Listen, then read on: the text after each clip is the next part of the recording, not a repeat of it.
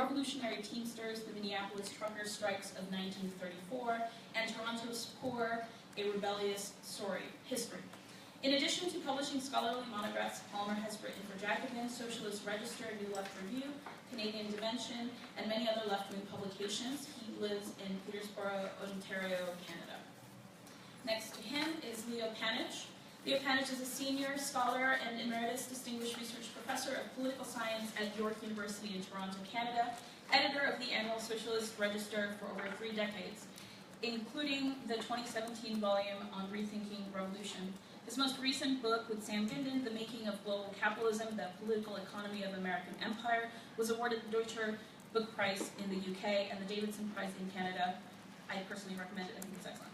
Among it, many other books are Social Democracy and Industrial Militancy, Working Class Politics and Crisis, The End of Parliamentary Socialism, From New Left to New Labor, Renewing Socialism, Transforming Democracy, Strategy and Imagination, In and Out of Crisis, The Global Financial Meltdown, and Left Alternatives. Next to him, with a much shorter bio, is Chris Cutrone. Straight to the point, is the original organizer and president of the Platypus Affiliated Society, and teaches critical theory at the School of the Art Institute of Chicago, where we are today. 2017. The First World War manifested an economic, social, and political crisis of global capitalism, imperialism, which sparked reflection in the mass parties of the Second International on the task of socialist politics.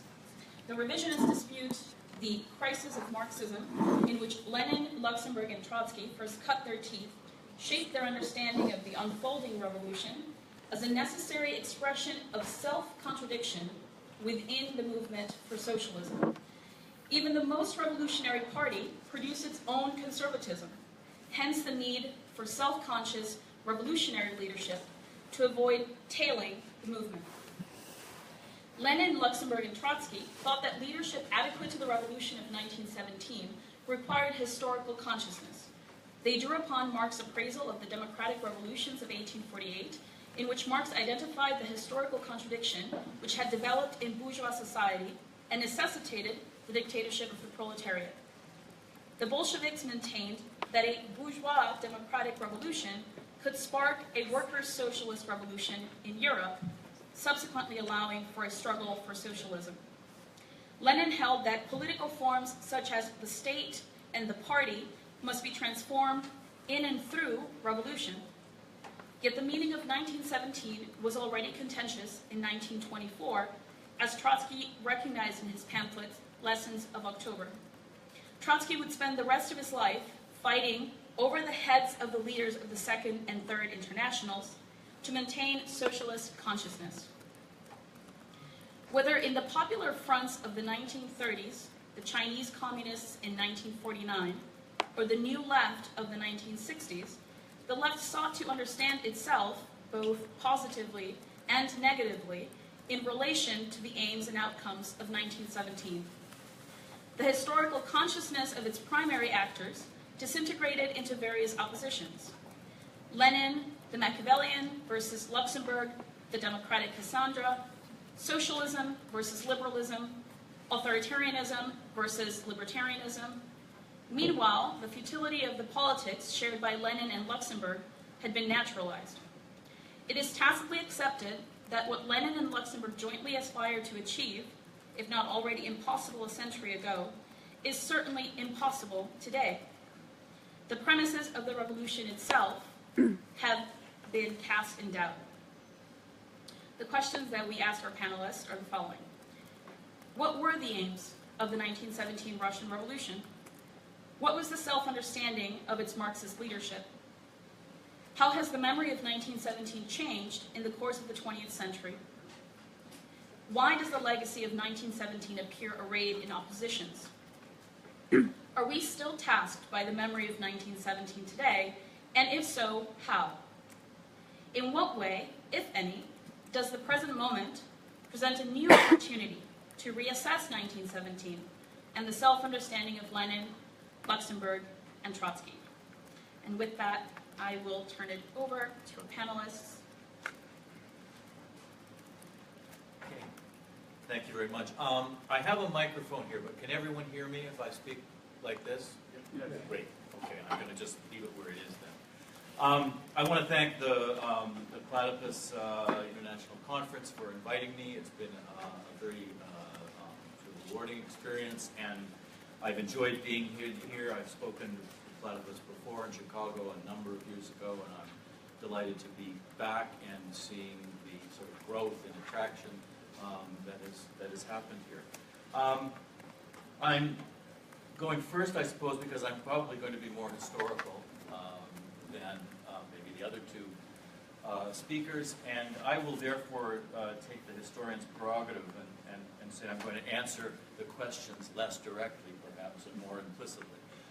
Things may come out in the question and answer period. And what I wanted, in some senses, in terms of the interest of the audience in where we go now, I'll simply state at the beginning that I have a very modest proposal that's behind the paper, and that is really that in a non-revolutionary period, which we certainly live in now, I think that the main tasks of socialists, and this is something that has historically always been there on the revolutionary left, is to make socialists. It's to try to do what we can to cultivate socialist consciousness through the working class, but also through the broader society. The forms and organizations and institutions that then come out of that, which I think are absolutely necessary and crucial, I have my own views on, are something that I in some ways put in abeyance in terms of advocating for right now, because I think what's necessary in the current moment is a certain humility in terms of the tasks that are required, and a certain perhaps open-mindedness, although I have very direct views on certain questions. Okay, so what I want to address is the distinctive heritage of 1917. A specter is haunting Europe. The Specter of Communism, wrote Marx and Engels famously in 1848. It was a statement guided by an optimism of the will. Over the course of the next half-century, socialists were forced increasingly to adopt a pessimism of the intellect. As Chartism faded as a mass mobilization of working people in the late 1850s, the threatening insurrectionary substance of the movement disappeared from view under the dark, if silver-lined shadows of incremental legislation such as the 1867 Reform Act. The Communards of Paris promised a realization of Marx's and Engels' prediction of the inevitable abolition of class rule, only to be drowned in the blood of defeat. With the massacre of revolutionaries in 1871, the left could no longer harbor illusions of a peaceful transition to socialism.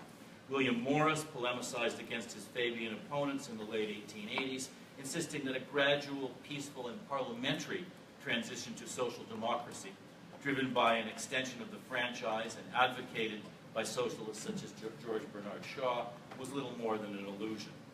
In the United States, where Engels, interestingly, in 1886, predicted that a vibrant workers' movement would shake American society to its very foundations, the country's first Red Scare demonized anarcho-communism, in this locale especially, sending revolutionaries to prison and to the gallows in the aftermath of the Haymarket May events. A decisive working-class defeats, such as the Homestead Strike of 1892, played a part in driving labor's great upheaval of the mid-1880s into retreat and consolidating a somewhat tepid and inward-looking craft unionism. This epoch of revolutionary socialism's pessimism of the will deepened with the fracturing of social democracy upon the outbreak of World War I. Formed in 1889, the Second International continued the work of Marx's and Engels' First International, uniting socialists and labor parties. Anti-militarist from its inception, the Second International opposed capitalist war and endorsed the necessity of class war. But of course, as you all know, as World War I tested the organization's social democratic leadership, it lapsed into social patriotism. Separate, nationally organized socialist parties failed to maintain a united front against the war, opting instead to align with their respective national bourgeoisies. The Second International consequently dissolved in 1916. A socialist future seemed unlikely indeed. And then the increasingly demoralizing pessimism of the intellect lifted. Revolution in Russia under the leadership of Lenin and the Bolsheviks catapulted revolutionaries into power, displacing Tsarism and proclaiming the formation of the world's first proletarian state. This successful revolution contradicted the evolutionary thinking of many European socialists, fixated as they were on the logic of capitalist development as the single decisive material factor in revolution's emergence out of advancing productive relations. A rigid and economistic Second International Marxism could not grasp the revolutionary possibilities, the dance of the transformative dialectic, inherent in global capitalism's contradictory character. The Bolshevik Revolution, conceptually orchestrated on Lenin's and Trotsky's deft application of Marxism, linked the analysis of both capitalism in Russia and the role of working-class leadership in a backward, peasant-dominated economy, thus rewriting the script of revolutionary possibility. It shocked the least imaginative and most mechanical among the world's socialists into rethinking the boundaries of revolutionary possibility, in which the prerequisites of revolution and understandings of how such revolution would be made were unduly restrictive. Forged at the weakest link of capitalism's combined and uneven development, the Soviet Workers' Republic was thus a world historic victory for the possible realization of socialism and the probable emancipation of labor that would follow in its wake. It fused Marxist understandings of capitalist development and the necessity of overthrowing its exploitative regime of accumulation, with lessons of socialism wrestling with the recognition of the crucial importance of addressing state power and linking the struggles in the political sphere to the militant, often syndicalist wars of position within the productive arena. And it stressed the importance of sustaining organization, reflected in the building of a class struggle party, and ultimately a communist international to which sympathetic traditional sections of revolutionaries could affiliate. With the revolution of 1917, communism then became more than a specter. It now haunted the world, not as a threatening phantom, but as reality's actual possible alternative. I belong to the generation tied by an almost unbreakable umbilical cord to the hope of the world revolution and of its original home, the October Revolution, wrote Eric Hobsbawm in his autobiographical Interesting Times of 20th Century Life. Could you speak up a bit? Yeah, Okay. Perhaps we need the microphone. You think you need the mic? Some folks are missing out back there. Okay. yeah, Is it turned off? yes. Okay.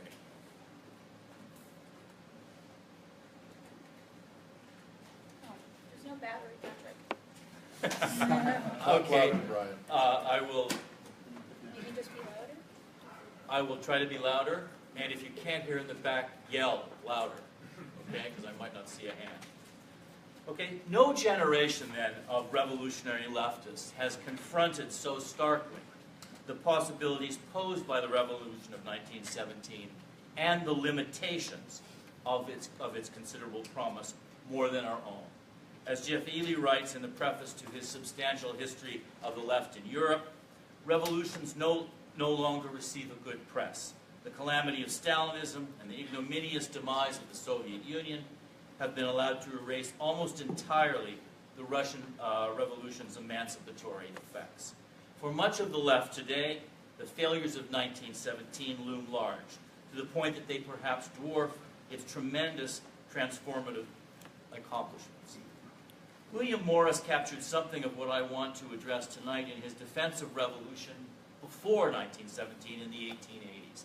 His agitational forays into the making of socialists always entailed refusing to collapse the container of popular antagonisms and revolutionary aspirations into an overly small time or space. I say it is the plain duty of those who believe in the necessity of social revolution, he wrote, quite irrespective of any date they may have to give to the event, first to express their own discontent and hope when and where they can, striving to impress it on others. Secondly, to learn from books and writing and from living people who are willing to teach them in as much detail as possible what are the ends and the hopes of social revolution. And thirdly, to join any body of men which is honestly striving to give means of expression to that discontent and that hope, and to teach people the details and aims of the constructive revolution.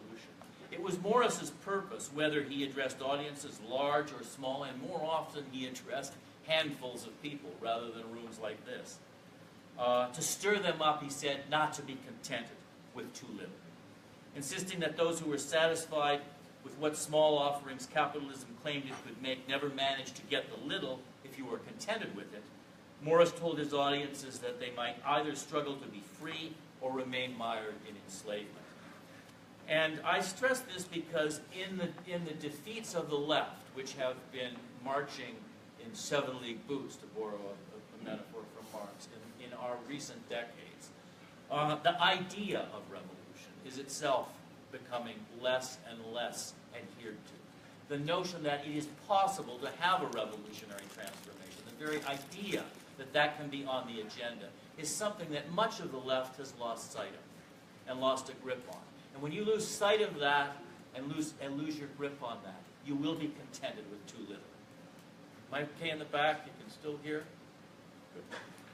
This is then an important heritage of 1917, a revolution thwarted in the end by capitalist containment and suffocation, a revolution betrayed by Stalinism to the point that its legacies are now pilloried as leading to the end of history, on the one hand, or on the other, to something to be repudiated by left critics of current inequality. The Bolshevik Revolution of 1917, then, as a world historic event that made a decisive impact on modern history, directly facilitating, inspiring, and backgrounding many of the events and developments of the 20th century, is, in my view, crucial. Whatever one may view, however one may view it, one has to attend to it. From the class mobilizations and anti-capitalist struggles of the 20s and 30s, through World War II and the anti-colonial movements of the 60s and beyond, to the global upheavals of 1968, the Bolshevik Revolution of 1917 has had a determinative influence. Understanding of that revolution rarely cohered then without attention to its meanings.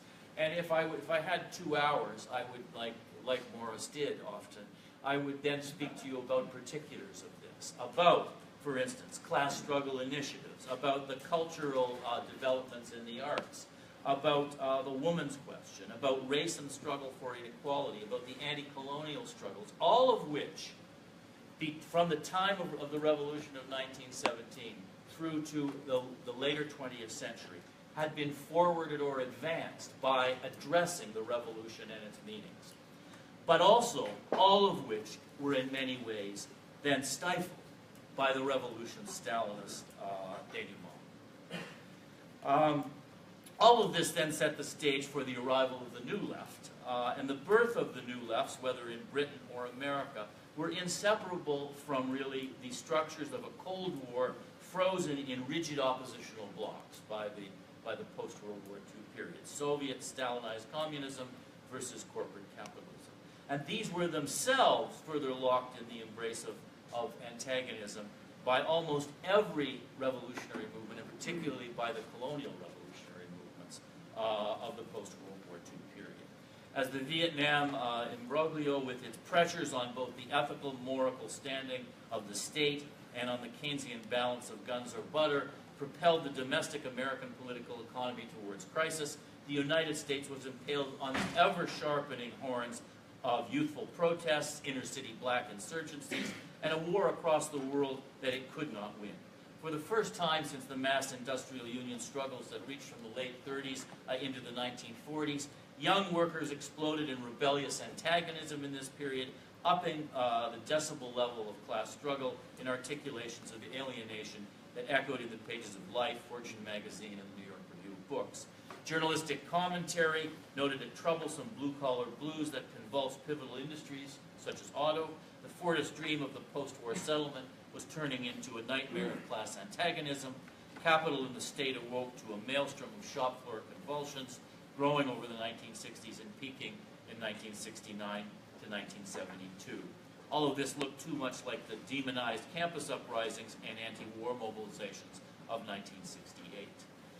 Isaac Deutscher, for one, a New Left figure attractive to the New Left, recognized the significance of revolution's ongoing significance, stressing that in spite of Stalinization and ostensible de-Stalinization, whatever may be the malaise, he wrote, the heart-searchings and gropings of the post-Stalin era testify in their own way to the continuity of the revolutionary epoch.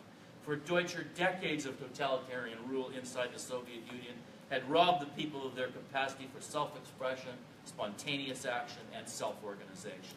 That said, Deutscher acknowledged that even Trotsky, in the years of his last exile and just before the assassination by a Stalinist agent, insisted that the revolution has not come to an end. His deportation from the Soviet Union notwithstanding, he concluded that the Great Divide of 1917 still looms as large as ever in the consciousness of mankind. Now, how do we assess then, for me to kind of wrap things up, how do we assess the revolution's currency in our own particular moment? It is difficult, of course, not to accent the contradictory nature of recent developments. To be sure, there are abundant signs that the revolutionary left and its attachment to the legacies of 1917 seem to be on the decline. This has been evident not only with respect to the fortunes of socialist feminism, but in terms of the general waning influence of revolutionaries and even leftists of all stripes in the labor movement, and of Marxism within the academy, where, aside from pockets of entrenched influence, it has now become, I would say, something of a marginalized voice, where it had much more of a purchase on the attractions to students in the 1970s and the immediate aftermath of the 60s. The implosion and decline of revolutionary organizations of the new communist and Trotskyist kind, first evident in the 1970s, has continued over the next decades. And is but one expression of this process, as is the collapse, of course, of actually existing socialism in the Soviet Union and its satellites, now largely gone, and throughout once Soviet Central and Eastern Europe, largely incorporated into the European Union. In the outposts of the planned economy, such as that remain, such as China and Cuba, moreover, the drift to capitalist restoration is discernible, if not yet always able to be judged irreversible. The experiment of African socialism, in which so much hope was invested in the 1960s, has slowly spiraled downward, the arc of politics tending towards authoritarianism. The long march of the Brazilian left to power and the subsequent reckoning with the right-wing terror of military dictatorship stalled in the morass of populism, concessions to austerity and corruption that constituted a workers' party governance, a development hardly unique throughout Latin America. The promise of the Arab Spring, so electrifying in 2011, is in an undeniable blackout. Mike Davis, writing amidst the hopes and dreams unleashed in Tahrir Square, asked, will an Islamic majority government ensure the right of the new left and independent unions to organize and campaign openly? This will be the litmus test of Egyptian democracy. The answer, now apparent, is anything but comforting for the left. And within an unstable EU, which Leo knows about extensively, Greece's Syriza, a coalition of the radical left constituted under the colors of revolutionary politics, the red, the ecological commitments, the green, and the diverse social movements, the purple, suffered subordination at the hands of large national capitalist power brokers headed by Germany. Even at the point of resistance, the mercurial politics of anarchist-inflected anti-globalization struggles that have erupted in the eventful years reaching from the Battle of Seattle in 1998 to Occupy Wall Street mobilizations of 2011 fit uneasily at the juncture of theory and practice with the legacies of 1917. In any case, their concrete achievements have been ambiguous at best. This, however, is not the sum total of what needs to be addressed, analyzed, and acted upon.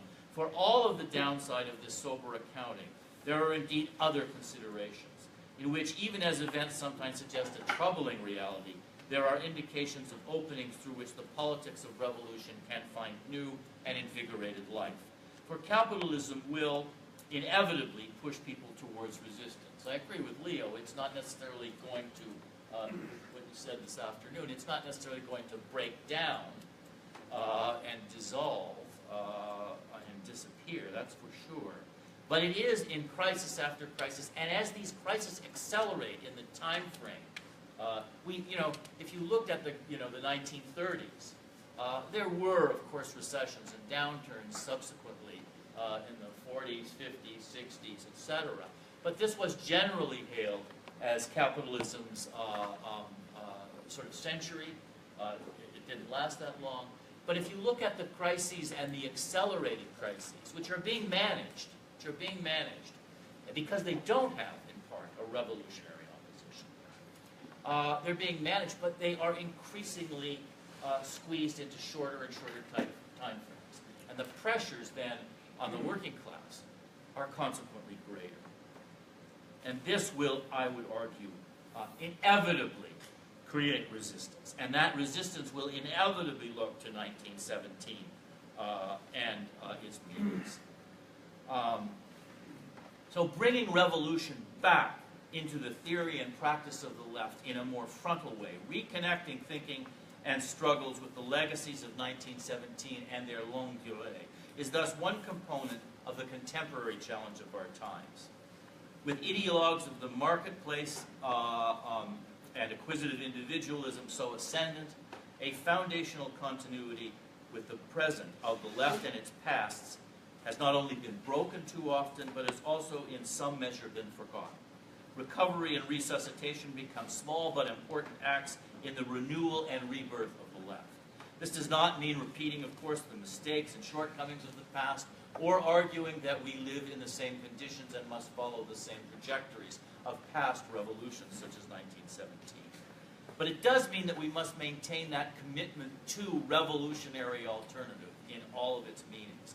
Revolution's present, like its past, is necessarily subject to the same expansive understandings that have always animated the best in the conceptualization and concrete struggles of those who, like William Morris, and yes, I believe, like Luxemburg, like Lenin, like Trotsky, imagined their purpose as revolutionaries to be to stir the people up, not to be contented with too little. We need, amidst the determined structure of limitation of our current situation, a new specter of agency, one that will haunt the globe amidst late, now decaying capitalism's ravages, turning the tides of change in entirely new and socialist directions. Thank you.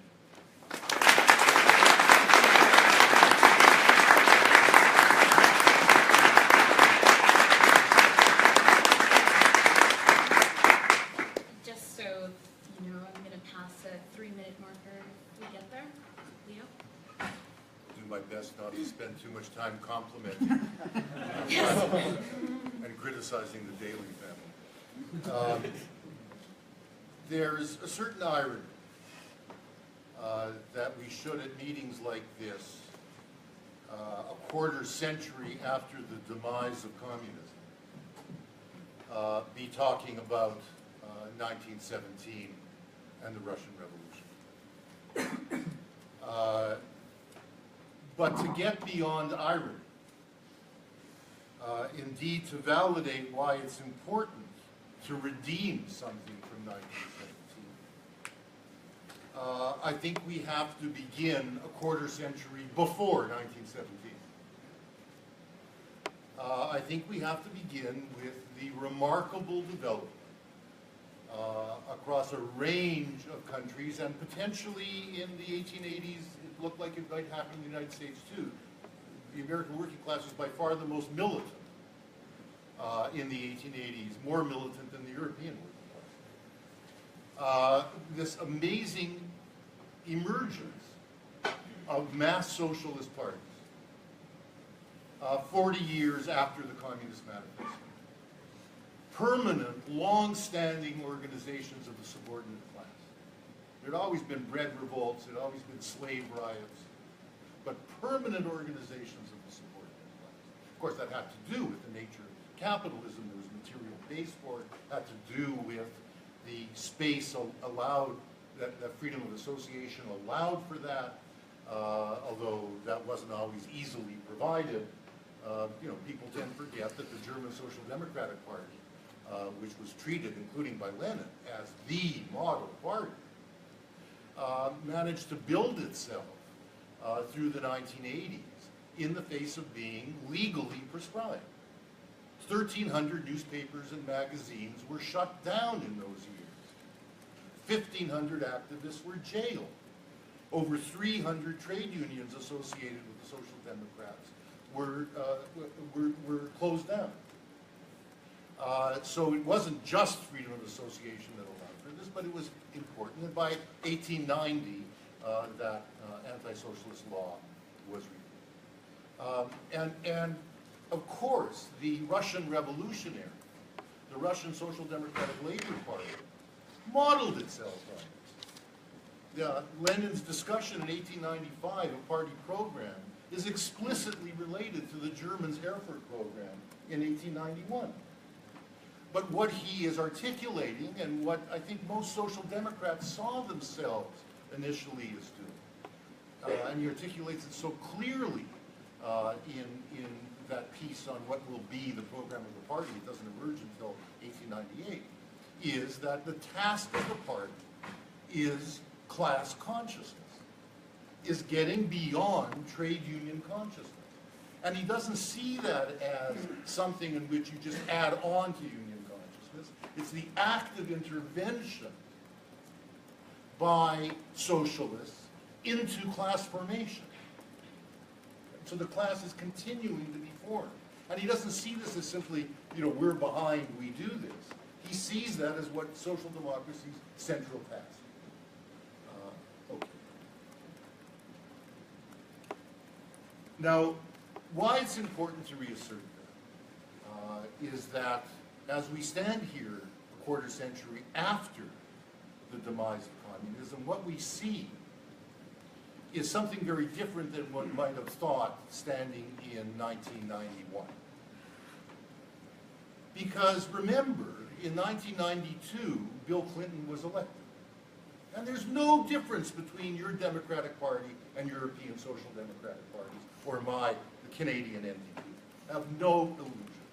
The same linkages with the union bureaucracy, the same orientations of policy, the same understanding of the state as simply a policy machine, neutral to whoever happens to get elected, identical and no party branches, which are engaged in developing capacity. None. So there's no difference. So Clinton gets elected, promising universal health insurance, saying during the campaign it's the economy, stupid. Right? Muttering shortly after he becomes president, am I going to be the prisoner of some 28-year-old schmuck on Wall Street wearing suspenders telling me about derivative markets? The Bob Rae government, Ontario, the New Democratic Party, our Social Democratic Party, is elected for the first time in the largest province in Canada, 10 million people, the size of Sweden. Right? It looks like social democracy has legs. By 1995, 15 of 18 European countries are run by social democratic governments. And then you get Tony Blair elected in 1997, 98, trumping the third wave. Right? And if you're a political scientist, if any of you studied this stuff, what you constantly get from American political science is, well, look at the European variety of capitalism. Look at the social democratic variety of capitalism. We may be mired in Anglo-American neoliberalism, but that's viable. Okay, where are we a quarter century after that? What is apparent is that there were two failures. A historic and general failure of social democracy alongside the historic failure of the Communist Party.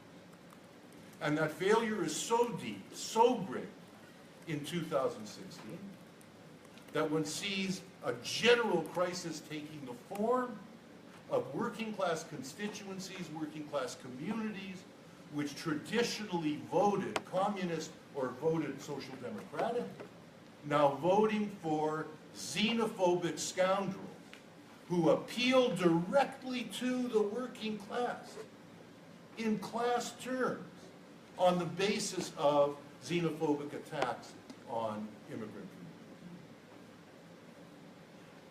Where have we ended up from the creation of those remarkable parties to their very class constituency being open to this?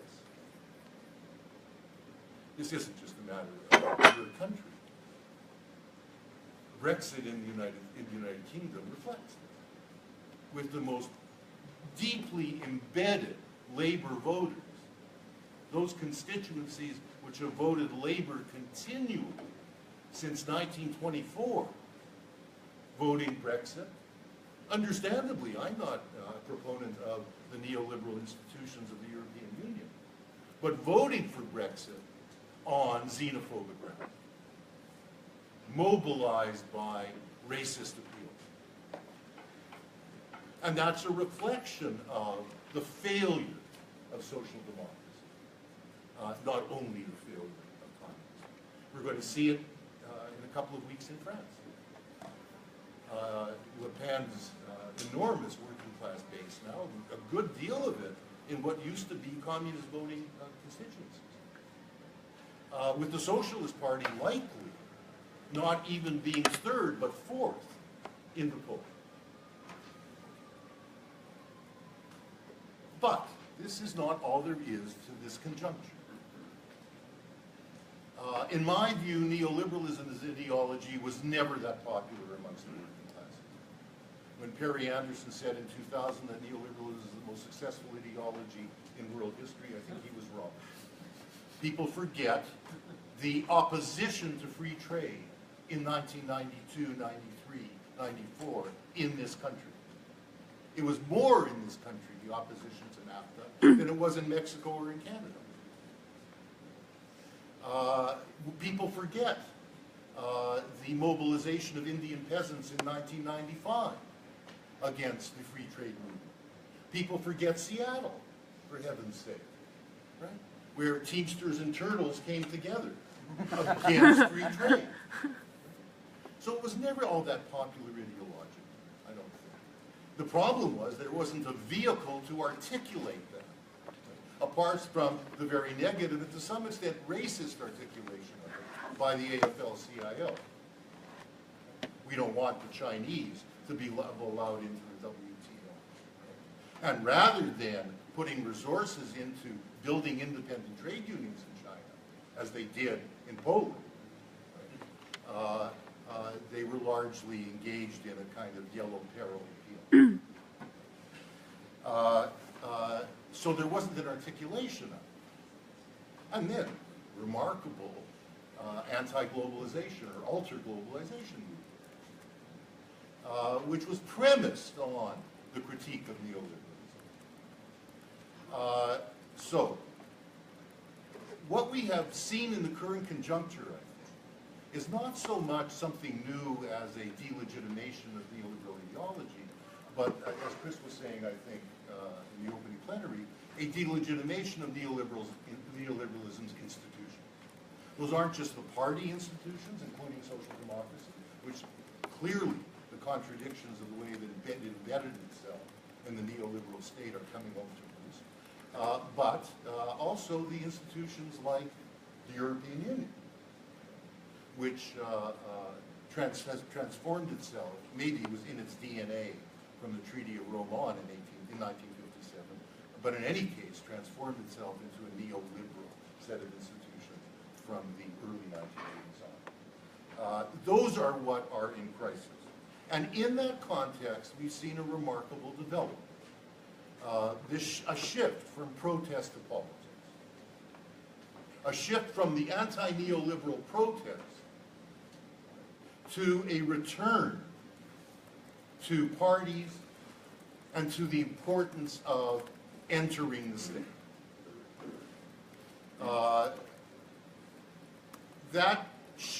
The protest itself, by the time of Occupy, was class-focused. It was not class-rooted, but it was class-focused. That's what the 99 versus 1 represented. And the shift of protest to politics in the wake of that, whether it's taken the form of the indignados in Spain to Podemos, whether it's taken the form of the occupations in Syntagma Square in Athens and the solidarity networks to Syriza, has definitely been equally class-focused, but not much class-rooted. Not in the sense that the social democratic and communist parties had deep roots in the class of an organizational and cultural kind. That's absent. And I have to say, it's also absent from those developments that have occurred in the old parties. That is, the Corbyn and Momentum insurrection inside the Labour Party, and the Sanders. After all, he calls it our revolution. He may say, I like Denmark and think the New Deal was good, but he calls it our revolution. There is a return to a certain redeeming of that term. And that, too, is not deeply class-rooted. It's obviously the case. I think we need to look at the revolutionary legacy that way. How much longer do I have? You have 5 minutes. Okay. I would like you to talk about that, the Russian Revolution. Are we still tasked by the memory of 1917? Yeah, I'm coming. I think we need to look at the revolutionary legacy in light of where we are, a quarter century after the demise of Lenin. I think this is when we look back at it, it's very important that we not look back at it from the point of view of nostalgia. Simone Signoret, the great French communist actress, already wrote a great memoir in the mid-1970s called Nostalgia Isn't What It Used to Be. And she was thinking about the Communist Party. Not only, she was also thinking about Hollywood, et cetera, et cetera. And we need to also, I think, not think about it in the way Enzo Traverso does in his great new book, Columbia University Press, called Left-Wing Melancholy, in which he looks at Benjamin and Adorno, and more recently, Daniel Ben-Said, and all of whom he argues were haunted by the defeated revolutions of the past. Not themselves defeated as socialists by them, right? But haunted by their defeats. My generation, our generation, did not become socialists because of the example of the Soviet Union. We became socialists against that example. The generation of the 60s. But a good portion of us look to 1917, the Bolshevik moment, as, in a sense, the common point of departure and arrival of our politics. The moment at which the revolutionary promise was unveiled, broken then by Stalinism and by being surrounded in the failure of the other revolutions, etc. But what we needed to reclaim, or I shouldn't say we since I didn't engage in this personally, what we needed to reclaim was the audacity and the strategic brilliance of the Bolsheviks. In my view, and it's only been confirmed as the years have passed, the attempt to build a new and better Leninist party in the 1960s and 70s, in the post-1968 period, was inevitable. It was a failure because the language was arcane. The Bolshevik language was arcane by 1970. And today, would you go around trying to express your revolutionary ambitions in terms of a workers' state? But this was, of course, the discourse. Would you do it in terms of a debate with the Mensheviks, where they are making the case for a democratic dictatorship of the proletariat, i.e. they mean we have to participate in the Duma and make that the parliament, and make that the final authority in the new state? Or just the dictatorship of the proletariat, by which they meant the Soviets, with all of the very messy democracy that was going on in the Soviets, obviously. Democratic thrust, but very, very inarticulate, messy, not well developed. So the language itself was a problem. And insofar as sectarianism was the result of that, it wasn't because people were innately sectarian, or became sectarian because of their toilet training. And this is often the way people were dismissed as sectarian. Ridiculous. Their sectarianism was a product of the fact that they were isolated by virtue of taking the Bolshevik Revolution as the departure point and the end point of their politics. That's why they became sectarian.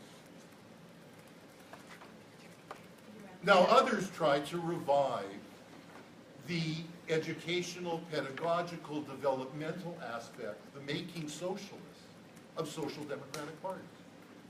That occurred here. The new politics movement inside the Democratic Party from 1968 to 72, in which the Chapmanites were heavily involved. Right? I mean, those people many of them were socialists. And then, of course, course, they ran up against the trade union bureaucracy above all, that accused them of being middle-class kids who were attacking the class basis of the Democratic Party. And then you end up, of course, with Clinton and the governors and Gore putting the nail in, even to the democratic reforms they introduced. The same thing happened in the United Kingdom with the Benite movement, the Greater London Council, the Campaign for Labour Party Democracy, out of which Corbyn comes.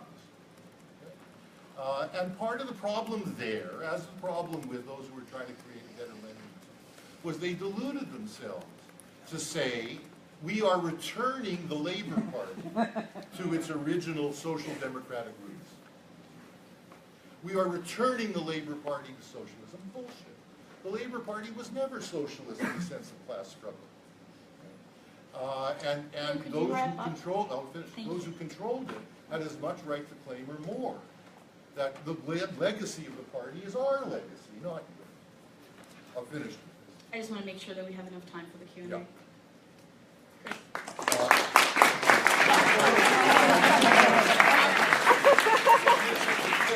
Give me five bullet points. We always run out of time. Okay. Chris, go ahead. No. You know, Oh, I'm sorry. As I'm sure will happen, see socialist parties through the course of the 21st century be evolved and created, as was the case with Syriza, as is the case with Demos and so on. It'll happen all over the place. Louder, please. 5 things need to be, I think, observed. One is capitalism is not doomed to collapse. It won't do it for us. And that's why education, capacity building, etc. is crucial. 2, socialism is a marathon, not a sprint. We're not going to get there through an insurrection in a country like this with the way in which the military is controlled and organized. 3, liberal democracy is crucial because of the time we need to develop socialist parties and build capacities. Without freedom of association, we don't have the political space to do it. 4, capitalist contradictions today, including crisis tendencies but not only, are likely to be closing the space for liberal democracy. And in that context, we are in a very, very difficult dilemma. Do we combine alliances, produce new popular fronts with anybody to the left of the authoritarians in order to preserve liberal democracy? If we do that, however, we can't articulate a socialist politics. That's the dilemma in the current conjuncture. And it's one we'll need to grapple with. I don't think at the moment it should in any way dissuade us from beginning the task of starting to build socialist parties of Italy. But it's one we'll have to grapple with if the authoritarian tendencies of capitalism today do come to the fore in the coming years in a serious way. Thank you.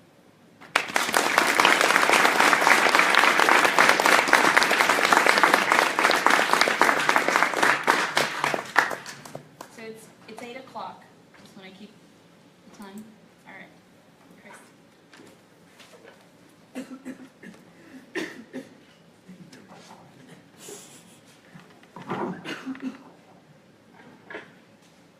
Can you guys hear me? Is that working? Yes. Put it on. Where? I don't know. Exactly, yeah. Be creative. Can you guys hear me? Is it? It's not. It's on. It just needs to be directed. No, it doesn't. Yeah. Yeah, it's on. Maybe right in your collar. Maybe. All right. It's not a good microphone. Raising the volume. Can you guys hear me? Talk I'll just about hold it. All right. Good. Can you hear me now? Yes. All right. The Frankfurt School approached the problem of the political failure of socialism in terms of the revolutionary subject namely the masses in the democratic revolution and the political party for socialism. However, in the failure of socialism, the masses had led to fascism and the party had led to Stalinism. What was liquidated between them was Marxism, or what Marxists called Proletarian Socialism. What was liquidated was the working class politically constituted as such, or the class struggle of the working class, which for Marxists required the goal of socialism. The revolutionary political goal of socialism was required for the class struggle, or even the working class per se, to exist at all. For Marxism, the proletariat was a Hegelian concept. It aimed at fulfillment through self-abolition. Without the struggle for socialism, capitalism led the masses to fascism and led the political party to Stalinism.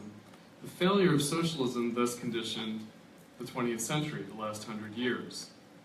The legacy of the Russian Revolution of 1917 is a decidedly mixed one. This variable character of 1917's legacy can be divided between its actors, the masses and the party, and between the dates, February and October 1917. The February 1917 revolution is usually regarded as the democratic revolution and the spontaneous action of the masses. By contrast, the October revolution is usually regarded as the socialist revolution and the action of the party. But this distorts the history, the events as well as the actors involved. What drops out is the specific role of the working class as distinct from the masses or the party. The Soviets, or workers' and soldiers' councils, were the agencies of the masses in revolution. The party was the agency of the working class struggling for socialism. The party was meant to be the political agency facilitating the broader working classes and masses' social revolution, the transformation of society, overcoming capitalism. This eliding of the distinction of the masses, the working class, and the political party goes so far as to call the October Revolution the Bolshevik Revolution, which is actually an anti-communist slander that Stalinism was complicit in perpetuating. The Bolsheviks participated in, but were not solely responsible for the revolution. As Trotsky observed on the 20th anniversary of 1917, in his 1937 article on Stalinism and Bolshevism, where he asserted that Stalinism was the antithesis of Bolshevism, the Bolsheviks did not identify themselves directly with either the masses, the working class, the revolution, or the ostensibly revolutionary state issuing from the revolution. As Trotsky wrote in his 1930 book on the history of the Russian Revolution, the entrance of the masses onto the stage of history, whether this was a good or a bad thing, was a problem for moralists, but something Marxism had to reckon with, for good or for ill. How had Marxists done so? Marx had observed in the failure of the revolutions of 1848 that the result was Bonapartism, namely the rule of the state claiming to act on behalf of society as a whole, and especially for the masses. Louis Bonaparte, who we must remember was himself a Saint-Simonian utopian socialist, claimed to be acting on behalf of the oppressed masses, the workers and peasants, against the capitalists and their corrupt, including avowedly liberal politicians. Louis Bonaparte benefited from the resentment of the masses towards the liberals who had put down so bloodily the rising of the workers of Paris in June 1848. He exploited the masses' discontent. One key reason why, for Trotsky, Stalinism was the antithesis of Bolshevism, that is to say, the antithesis of Marxism, was that Stalinism, unlike Bolshevism, identified itself with the state, with the working class, and indeed with the masses. But this was for Trotsky the liquidation of Marxism. It was the concession of Stalinism to Bonapartism. Trotsky considered Stalin to be a Bonapartist not out of personal failing, but out of historical conditions of necessity, due to the failure of the world socialist revolution. Stalinism, as a ruling ideology of the USSR as a revolutionary state, exhibited the contradictions issuing out of the failure of the revolution. In Marxist terms, socialism would no longer require either a socialist party or a socialist state. By identifying the results of the revolution, the one-party state dictatorship, as socialism, Stalinism liquidated the actual task of socialism and thus betrayed it. Claiming to govern democratic republics or people's republics, Stalinism confessed its failure to struggle for socialism. Stalinism was an attempt at holding action, but as such undermined itself as any kind of socialist politics. Indeed, the degree to which Stalinism did not identify itself with the society it sought to rule, this was in the form of its perpetual civil war footing. in which the party was at war with society's spontaneous tendency towards capitalism, and indeed the party was constantly at war with its own members as potential, if not actual, traitors to the avowed socialist mission. As such, Stalinism confessed not merely to the ongoing continuation of revolution short of its success, but indeed its, socialism's, infinite deferral. Stalinism was what became of Marxism as it was swallowed up by the historical inertia of ongoing capitalism. So we must disentangle the revolution from its results. Does 1917 have a legacy other than its results? Did it express an unfulfilled potential beyond its failure? The usual treatment of 1917 distorts the history. First of all, we would need to account for what Lenin called the spontaneity of spontaneity. That is, the prior conditions for the masses' apparent spontaneous action. In the February Revolution, one obvious point is that it manifested on the official political socialist party holiday of International Working Women's Day, which was a relatively recent invention by Marxists in the Socialist or Second International. So the long-standing existence of a workers' movement for socialism and of the international political party of that struggle for socialism was a prior condition of the apparent spontaneous outbreak of revolution in 1917. This much was obvious. What was significant, of course, was how in 1917 the masses seized the socialist holiday for revolution to topple the Tsar. The October Revolution was not merely the planned coup d'etat by the Bolshevik Party. Not alone, but in an alliance, however, we must always remember, with the left Socialist Revolutionaries, or SRs. This is best illustrated by what took place between February and October, namely the July days of 1917, in which the masses spontaneously attempted to overthrow the provisional government. The Bolsheviks considered that action premature, both in terms of lack of preparation, and more importantly, the moment for it was premature in terms of the provisional government not yet having completely exhausted itself politically. But the Bolsheviks stood in solidarity with the masses in July, while warning them of the problems and dangers of their action. The July Rising was put down by the provisional government, and indeed the Bolsheviks were suppressed, with many of their leading members arrested. Lenin went into hiding and wrote his pamphlet on the state and revolution in his time underground. The Bolsheviks actually played a conservative role in the July days of 1917, in the sense of seeking to conserve the forces of the working class and the broader masses from the dangers of the provisional government's repression of their premature but legitimate rising. The October Revolution was prepared by the Bolsheviks in league with the left SRs after the attempted coup d'etat against the provisional government by General Kornilov, which the masses had successfully resisted. Kornilov had planned his coup in response to the July uprising of the masses, which to him showed the weakness and dangers of the provisional government. As Lenin had put it at the time, explaining the Bolsheviks' participation in the defense of the provisional government against Kornilov, it was a matter of supporting in the way a rope supports a hanged man. Once the provisional government had revealed that its crucial base of support was the masses that it was otherwise suppressing, this indicated that the time for overthrowing the provisional government had come. But the October Revolution was not a socialist revolution, because the February Revolution had not been a democratic revolution.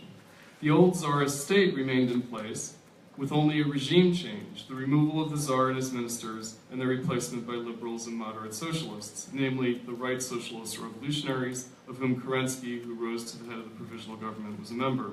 To put it in Lenin's terms, the February Revolution was only a regime change.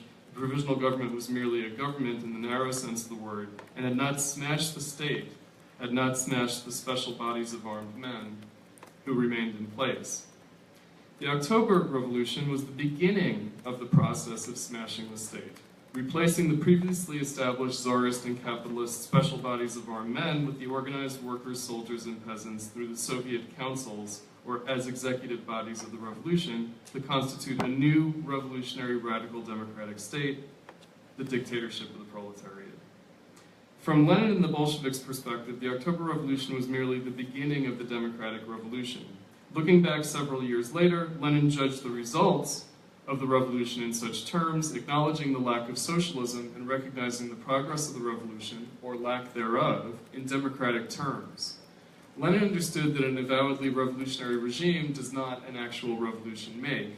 1917 exhibited this on a mass scale.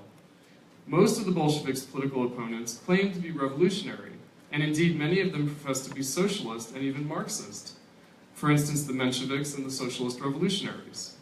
The Socialist Revolutionaries were the undogmatic Marxists, as opposed to the RSDLP, who were the dogmatic Marxists. The Bolsheviks' former allies and junior partners in the October 1917 revolution, the left SRs, broke with the Bolsheviks in 1918 over the terms of the peace the Bolsheviks had negotiated with Germany. They called for overthrowing the Bolsheviks in a third revolution, for Soviets or workers, soldiers, and peasants' councils without parties, that is, without the Bolsheviks. As Engels had correctly observed, opposition to the dictatorship of the proletariat was mounted on the basis of so-called pure democracy. But to Lenin and the Bolsheviks, their opponents did not, in fact, represent a democratic opposition, but rather the threatened liquidation of the revolutionary democratic state and its replacement by a white dictatorship. This could come about democratically in the sense of Bonapartism. The opponents of the Bolsheviks thus represented not merely the undoing of the struggle for socialism, but of the democratic revolution itself. What had failed in 1848 and threatened to do so again in 1917 was not socialism, but democracy. Marx had commented that the only original contribution that he made was discovering the necessity of the dictatorship of the proletariat. The dictatorship of the proletariat was meant by Marxists to mean the necessity in capitalism that Bonapartism otherwise expressed. It was meant to turn the political crisis of capitalism indicated by Bonapartism into the struggle for socialism. The issue of the dictatorship of the proletariat, that is, the political rule of the working class and the struggle to overcome capitalism and achieve socialism, is a vexed one, on many levels. Not only does the dictatorship of the proletariat not mean a dictatorship in the conventional sense of an undemocratic state, but for Marxism, the dictatorship of the proletariat, as the social as well as political rule of the working class in struggling for socialism and overcoming capitalism, could be achieved only at a global scale. That is, as a function of working class rule in at least several advanced capitalist countries, with a preponderant political force affecting the entire world. This was what was meant by World Socialist Revolution. Nothing near this was achieved by the Russian Revolution of 1917, but the Bolsheviks and their international comrades, such as Rosa Luxemburg in Germany, thought that it was practically possible. The Bolsheviks had predicated their leading the October Revolution in Russia on the expectation of an imminent European workers' revolution for socialism. For instance, the strike wave in Germany of 1916 that had split the Social Democratic Party there, as well as the waves of mutinies among soldiers of various countries at the front in the World War, had indicated the impending character of revolution throughout Europe, and indeed throughout the world, for instance in the vast colonial empires held by the European powers. This had not happened, but it looked like a real tangible possibility at the time. It was the program that had organized millions of workers for several decades prior to 1917. So what had the October Revolution accomplished, if not socialism, or even the dictatorship of the proletariat? What do we make of the collapse of the 1917 revolution to Stalinism? As Leo Panitch remarked at a public forum, panel discussion that Platypus held in Halifax on what is political party for the left in January 2015, the period from the 1870s to the 1920s saw the first, as well as the as yet only time in history in which the subaltern class organized itself as a political force. This was the period of the growth of the mass socialist parties around the world of the Second International. The highest and perhaps the only result of this self-organization of the international working class as a political force was the October Revolution in Russia of 1917. The working class, or at least the political party it had constituted, took power, if however under very disadvantageous circumstances and with decidedly mixed results. The working class ultimately failed to retain power, and the party that had organized for this revolution transformed itself into the institutionalized force of that failure. This was also true of the role played by the Social Democratic Party in Germany in suppressing the revolution there in 1918 to 1919. But the Bolsheviks had taken power, and they had done so after having organized for several decades with the self-conscious goal of socialism and with a high degree of awareness through Marxism of what struggling towards that goal meant as a function of capitalism. This was no utopian project. The October 1917 revolution has not been repeated, but the February 1917 revolution and the July days of 1917 have been repeated several times in the century since then. In this sense, from a Marxist perspective, what has been repeated and continued was not really 1917, but rather 1848. the democratic revolution under conditions of capitalism that has led to failure.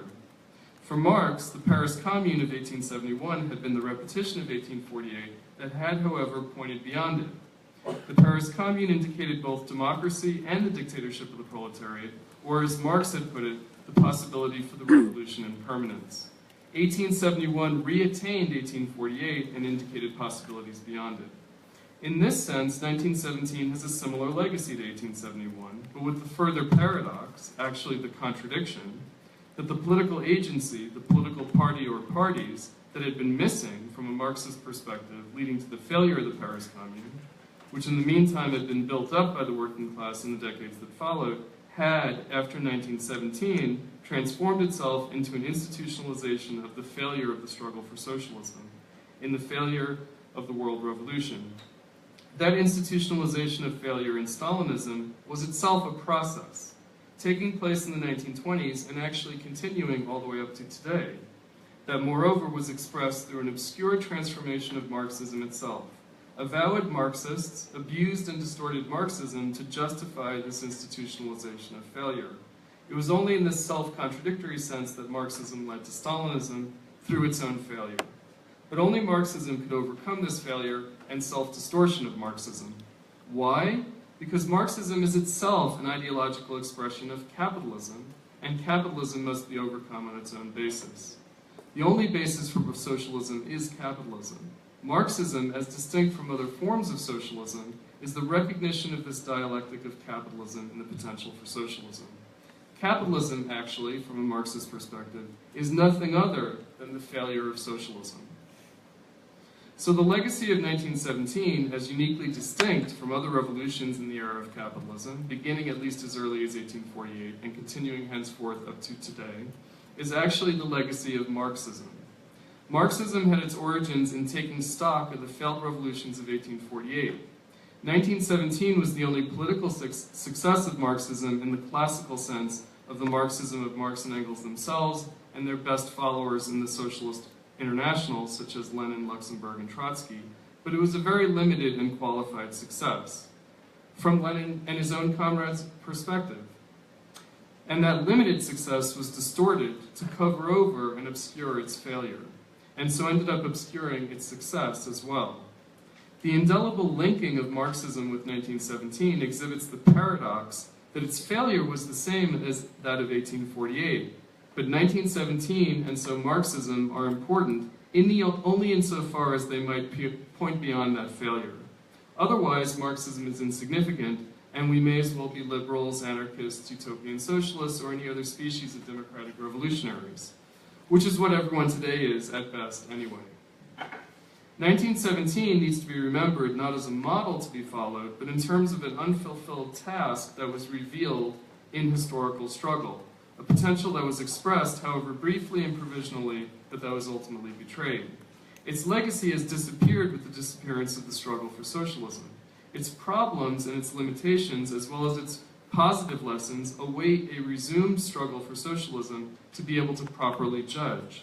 Otherwise, they remain abstract and cryptic, lifeless and dogmatic, and a matter of thought taboos and empty ritual, including both ritual worship and ritual condemnation. In 1918, Rosa Luxemburg remarked that 70 years of the workers' struggle for socialism had achieved only the return to the moment of 1848, and the task of making it right, and so redeeming that history. Trotsky had observed that it was only because of Marxism that the 19th century had not passed in vain. Today, in 2017, on its 100th anniversary, we must recognize, rather, just how and why we are so very far from being able to judge properly the legacy of 1917. It no longer belongs to us. We must work our way back towards and reattain the moment of 1917. That is 1917's legacy for us.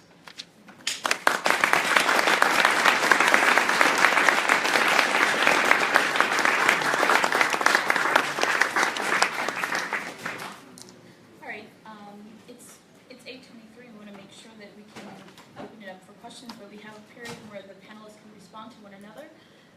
I will try to keep you disciplined to keep it to 3 to 4 minutes, and then we'll open it up to the floor. So in the same order, Bryan. Yeah.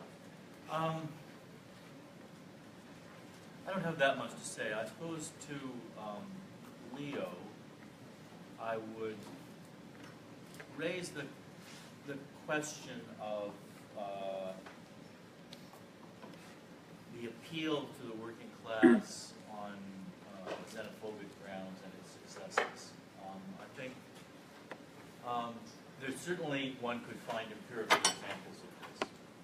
What I don't think has been established is that this has been decisive in actually the Brexit or the Trump victories. The reason I say that is because while there are examples of this empirically, a lot of it's not to me it's not decisive that the working class vote in either campaigns in Britain was the decisive tilt. And while there were working class elements that gravitated towards this xenophobic attraction, there were many who I think, particularly in the Brexit vote, probably would have refused the xenophobia, but really struck out more against the austerity program of the EU. So to me, there's still, and I think, I haven't read Mike Davis's full stuff on this, but I think there is something like the position I'm articulating evident in some of what he's saying. So to me, there's still a question mark empirically over that. And I think the liberal media was very happy to peg the Trump victory, particularly here, on a working class. So it doesn't mean that there isn't a whole question of class at the back of this, but I just would see it as, to me, there's more of a question mark over that issue. I think I'm not sure I can respond to Chris fully, so I think I'll leave that and hope that things come out in the question period. Okay, I'll leave aside that case what Bryan said and we can discuss that, and I think there's something to it.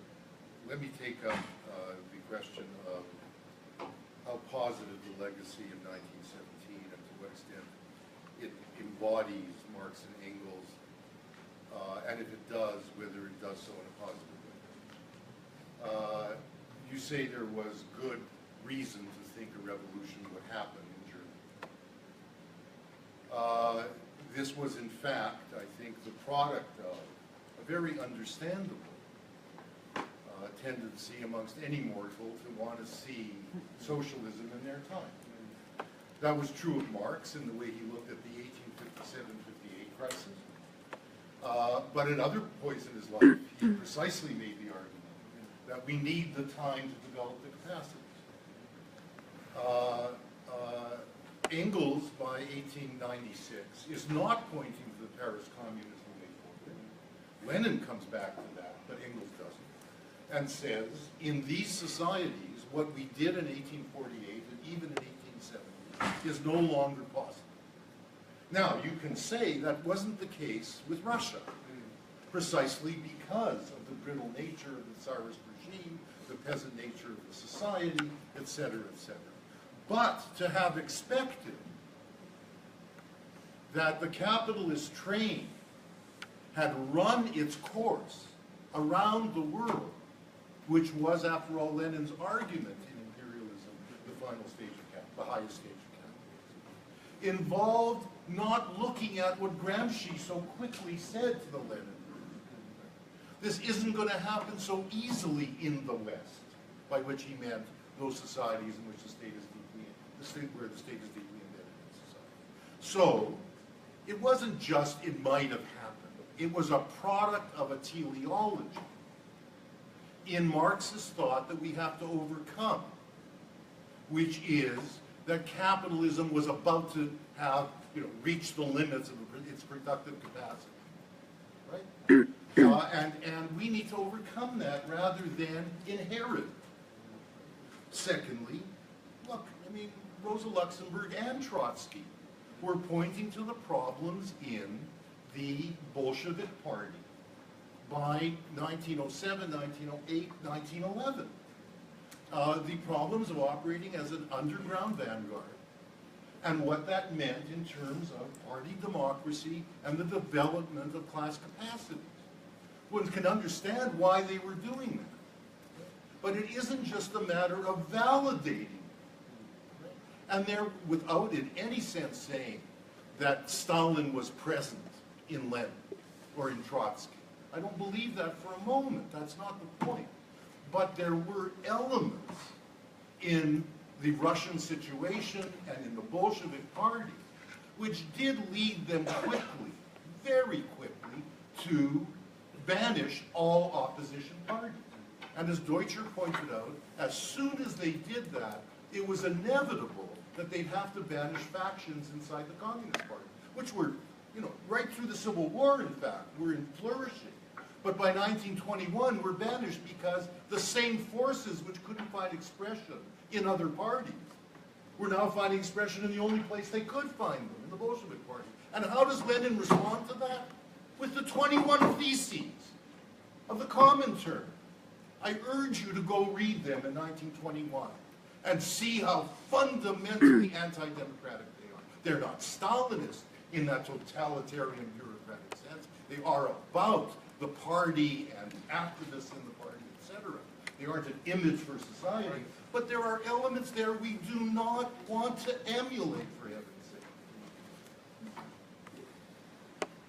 All right. I suppose that I would, maybe coming back also to a theme that Bryan raised, which is to say the idea of revolution, and whether the idea of revolution has been disenchanted.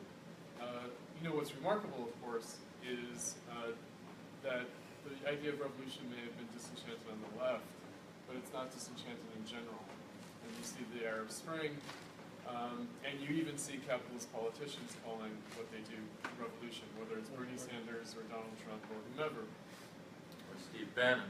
Oh, Steve Bannon, sure, absolutely, Steve Bannon. So when we're talking about looking back at the alleged teleological view of Marxism in Lenin, Luxemburg, and Trotsky's time, and the limits of capitalism, I would sort of push back on that and say that I'm not sure that it was predicated on an idea of economic limits, but it was predicated on an idea of political limits. And that those political limits had not been reached, but had actually already been exposed in 1848.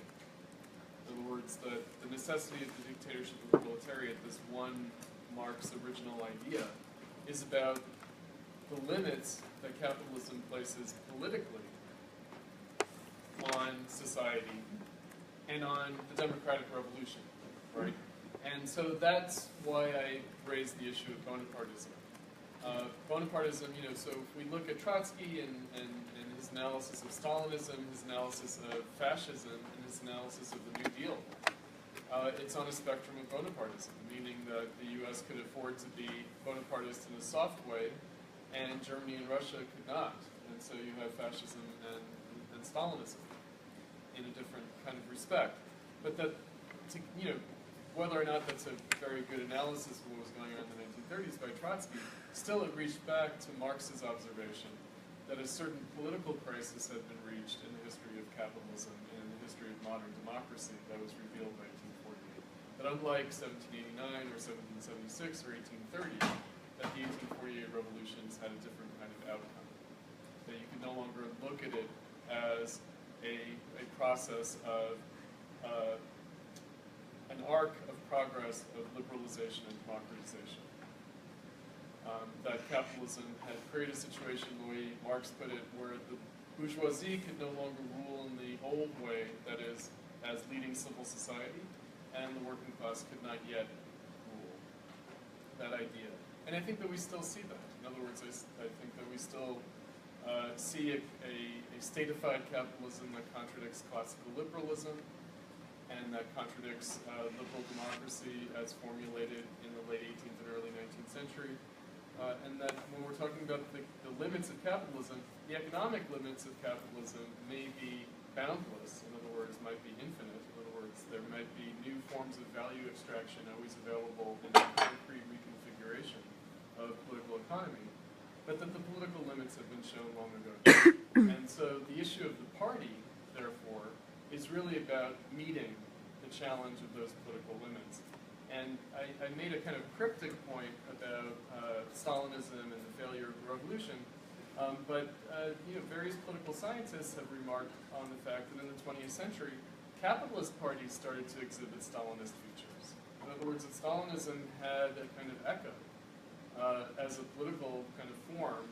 Party discipline, a certain kind of authoritarianism became a necessity politically, even in ostensibly liberal democratic political states. And so, I would sort of pose that question: are we talking about limits that are economic, or are we talking about political limits? And I would prefer to address the question of socialism as a matter of politics. All right, so hands raised. Okay, so I have Richard, and then there will be a response, then Gabe, and then the friend. So one brief comment about Brexit and xenophobia. There's been a lot of empirical evidence about Asians in Britain supporting Brexit. And whatever you think about that. So it's not just white xenophobia. I said, so one brief comment about Brexit. A lot of empirical evidence coming out about Asians in Britain many Asians supporting Brexit, and even Brexit appeal. But so my main question is, I wanted to push back about this concept of the new left. The narrative that's been presented here, not by Chris, but particularly by Bryan, is, and also some extent Leo, is that sort of in the 60s and 70s there was this sort of new generation that revived the left. And it seems to me that looking back on the history of the last 100 years, that while I agree completely with the discussion about the post-1990 moment, that I don't think you can consider the post-war period, even the 60s and 70s, as really such a radical moment. In fact, I think you have to, in general, say that the Second World War had a profoundly conservatizing and stabilizing effect, and that those movements that seemed radical in the 60s and 70s, that their radical potential was vastly overestimated. That the potential of decolonization to threaten the global capitalist order, the way civil rights, well, obviously a progressive movement, the new left, in that sense, seems to have profoundly misjudged its moment. And as the new left recedes into history, it seems to me that the new left might be accounted in many respects a disaster for the left.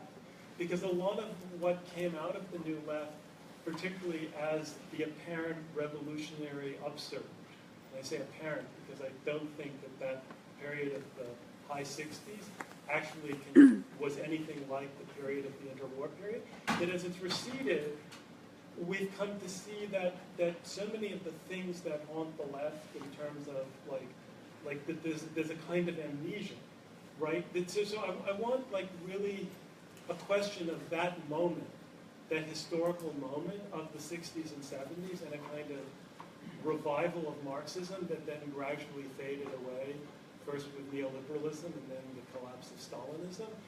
I'd like you to sort of discuss that, and I'd also like to see what Chris would say about that. I'm always going to be responding first. No, takers. Anyone first. Yeah. Would the one go last? Sure. Let me think on it a bit. Sure, for a minute. Yeah, I think that you're right. I think I was trying to say that the political new left, which tried to found new Leninist parties, usually called Trotskys, were more Leninist than the Leninists had ever been in the world. We're limited, and tried to point to the reasons why, and those people who came out of the 68 protests and moved into Social Democratic Party were also engaged in a futile and limited project.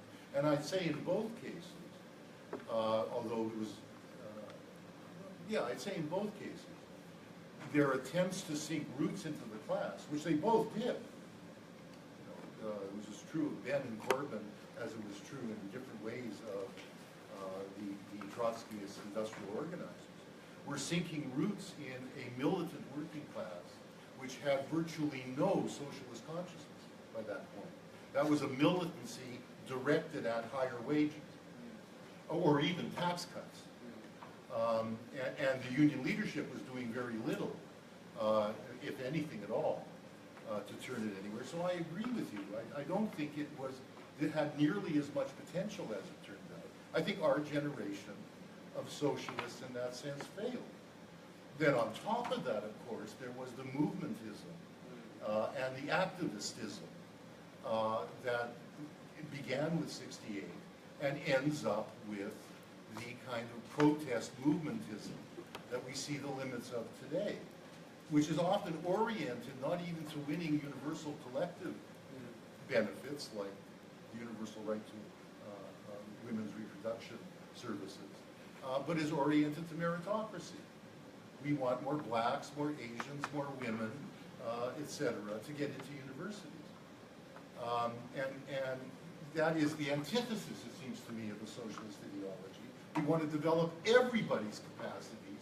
It's not a matter of plunking some people out of the working class and bringing them into the university or making them CEOs if they're women or blacks earning $5 million or more a year. But the question is, do you think that, say, 1968, to put it polemically, is in some way the memory of '68 is in some way an obstacle to the memory of 1970? Good point. That's a good point. But '68 was embedded in trying to revive the myth, at least some of it, the memory of 1917, and that was limited too. I respond more positively towards this new left than either you or Leo. I think what happened with the new left was that, and this is very general, very broad, and it's not distinguishing between the new left in Britain and America and the United States and Canada and elsewhere, which all of these new lefts were different, including Germany. But in general, I would say that this new left was grappling with both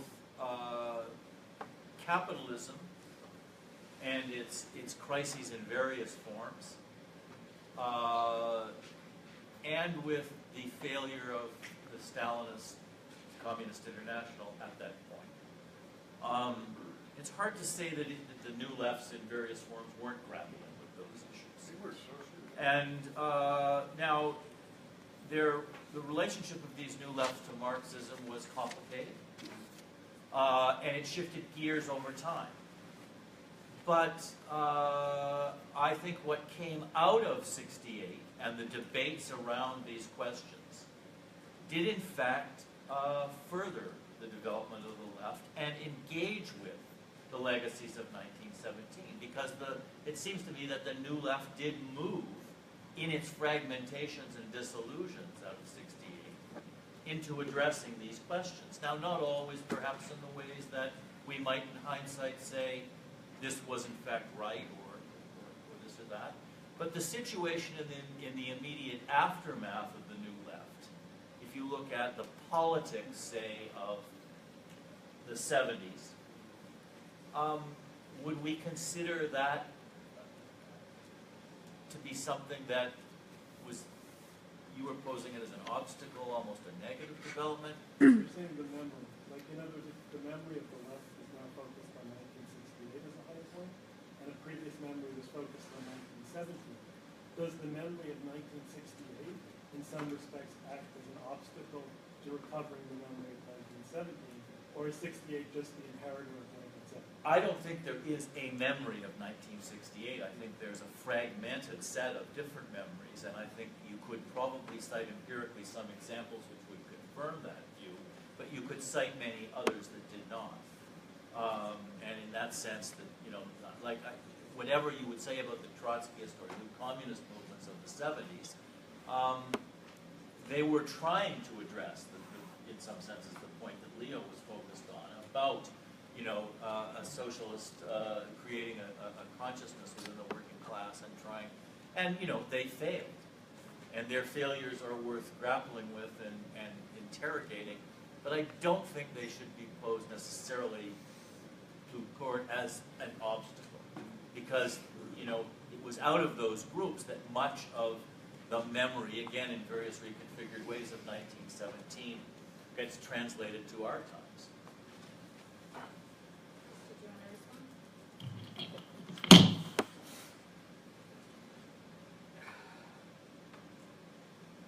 I do think that the 70s were significant as a, turn from protest to politics, if you will, and as a, regroupment and party building decade.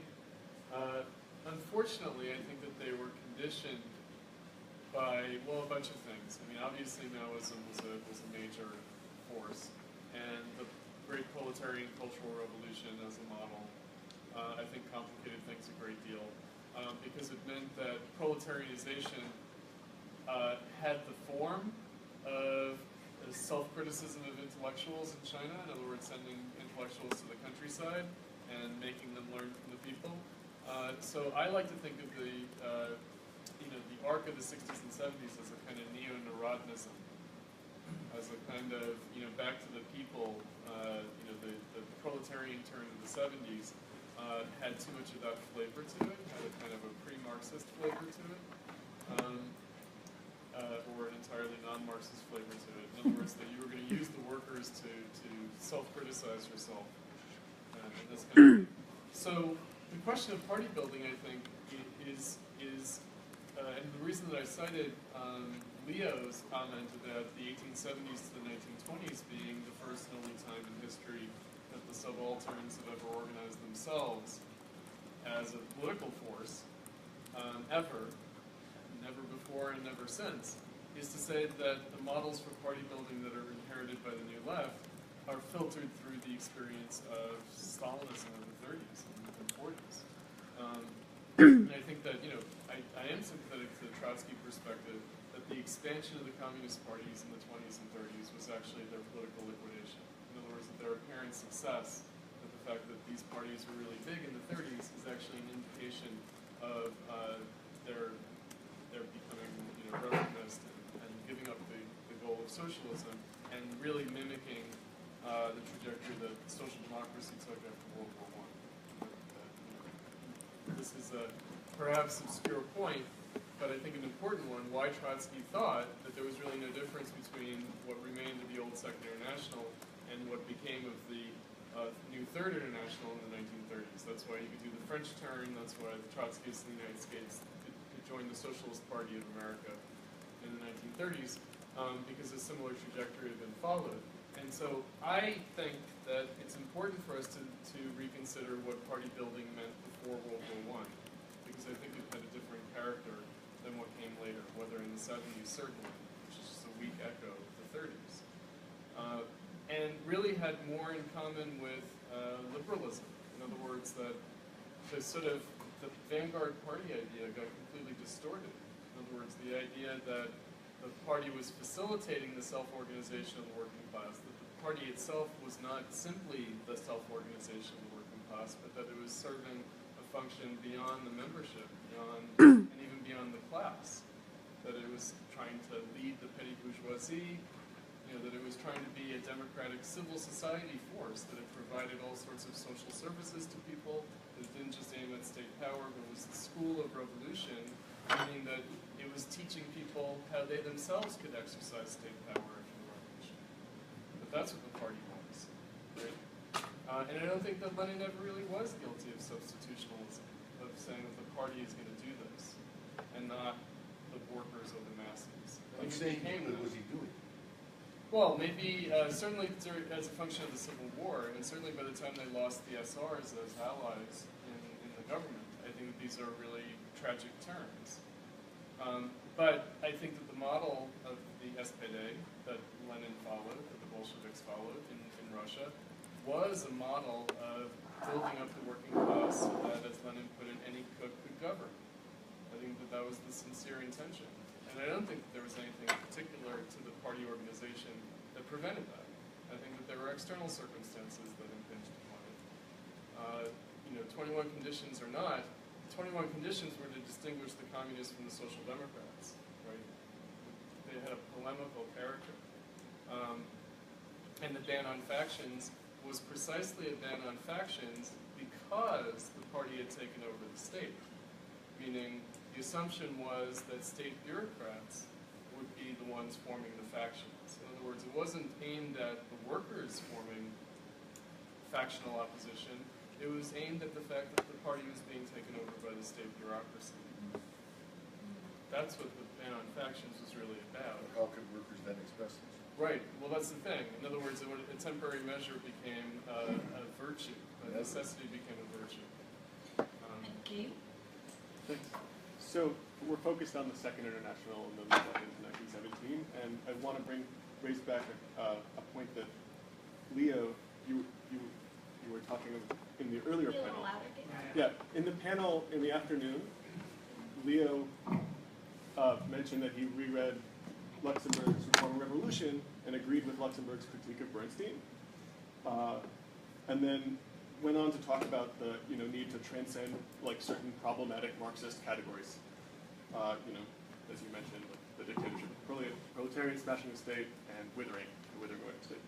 So you said transcend and not update, right? Because like Luxemburg was like in her orthodoxy was critiquing Bernstein's like updating. And so I just wanted to ask you to articulate what you agreed with in Luxemburg's critique of Bernstein. What do you disagree with Bernstein about? Because the question of the Second International is raised here,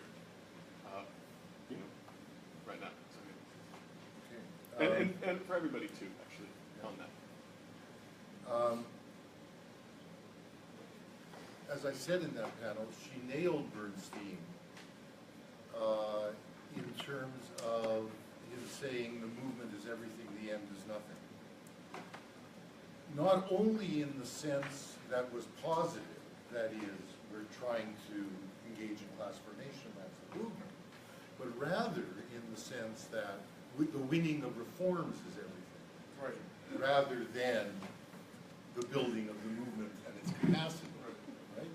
And in fact argued that the type of reforms he was going to end up with, very pressing, right, were of the kind in which an alliance would be struck with state bureaucrats and bourgeois representatives, indeed, even feudal representatives, Prussian ones, which would have those reforms constructed in such a way as not to build towards further transformative reforms. And she said this explicitly. And that's, of course, exactly what happened. And it's what Michel's identified in Political Parties, the Era Law of Oligarchy, taking the German Social Democratic Party. And in 1911, first published in Italian, but then 4 years later in German and English. That he nailed. What you got was permanent representatives of the working class as professional representatives, hoarding their capacities.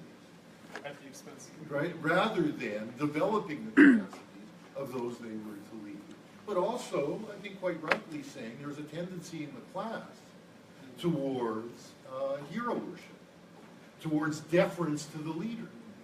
And we saw that, heaven knows, especially in the outcome of the Bolshevik Revolution. Not that Lenin necessarily wanted it, but heavens. Right? The picture on every wall, which the cynical trade union leader of the Gomper's variety reproduces in the most. But I think that what Luxemburg got wrong, and I disagree. I mean, Chris may say I'm into politics, I want to keep the political limits.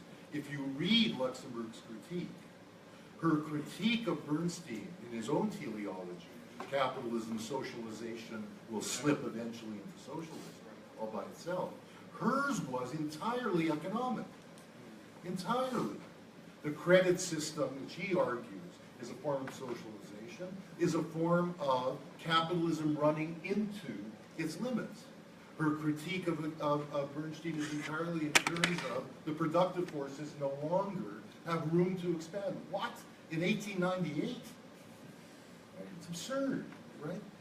The notion was absurd.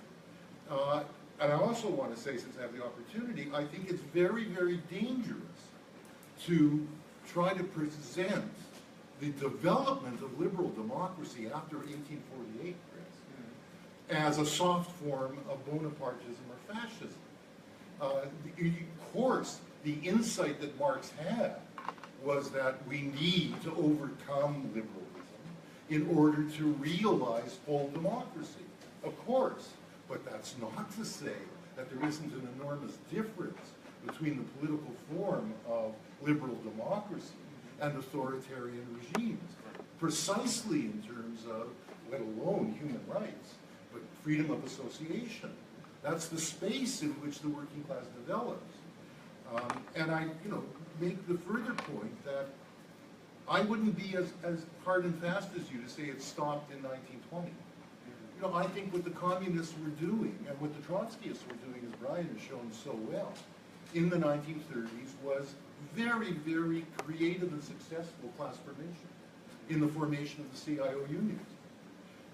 Now, they, of course, undermined themselves with their slavish following of Stalinism, and then their alliance with the Democratic Party during the war.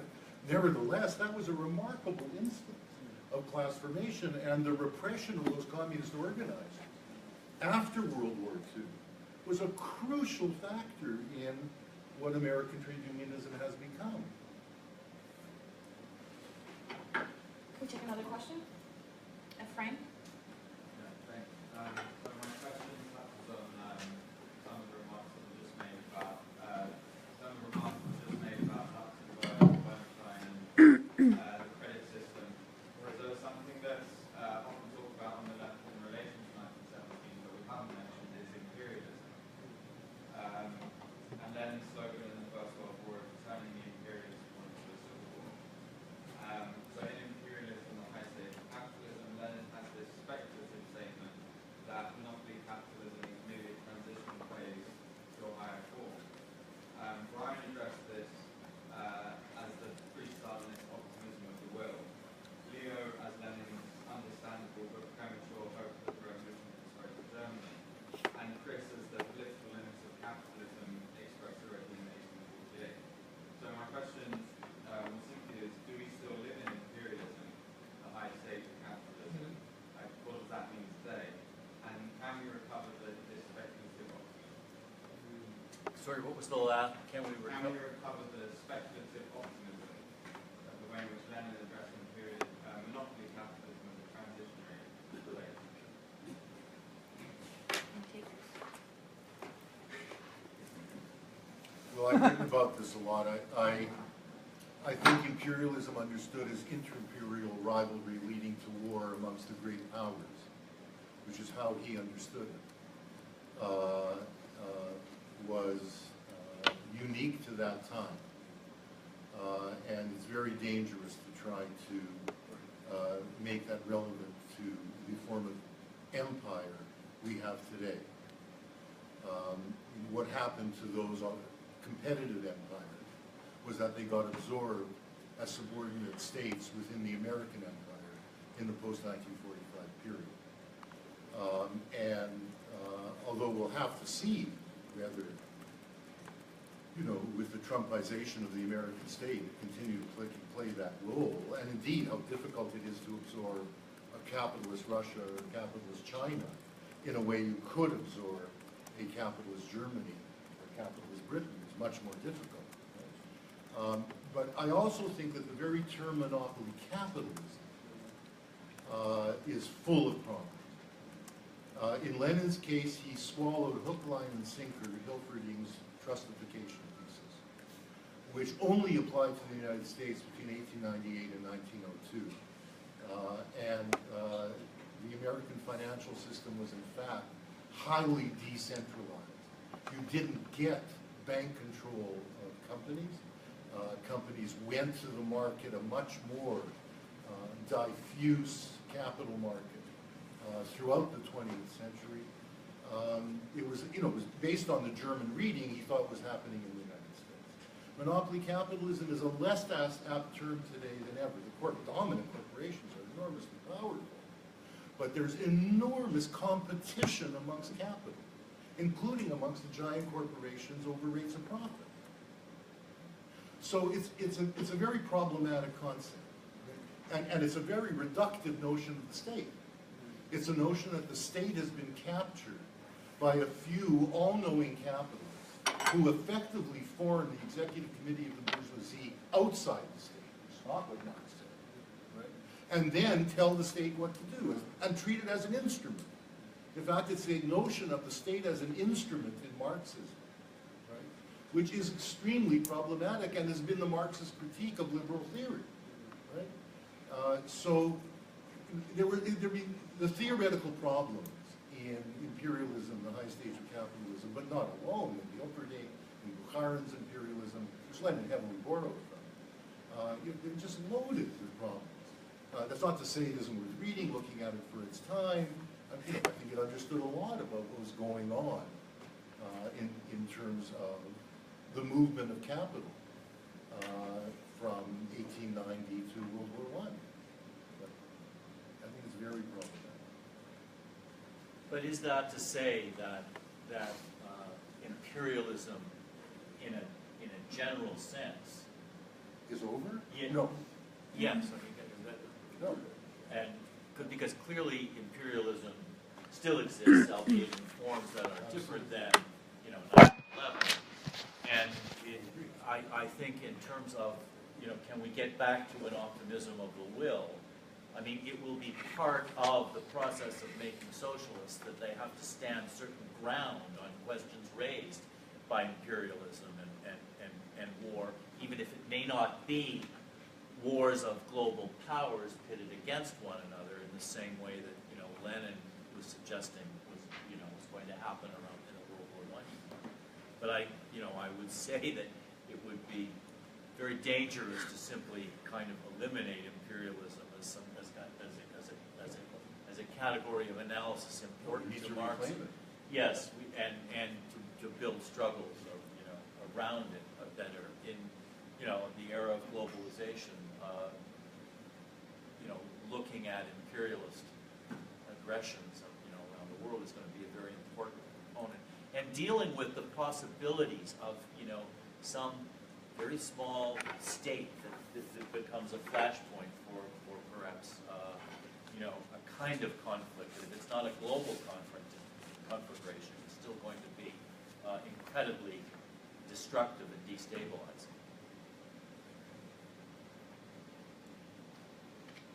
I suppose the only thing that I would say, in addition to what's been said about the problems of addressing not only Lenin's idea, but really it's a kind of broader Second International idea of the imperialist era as the highest stage of capitalism.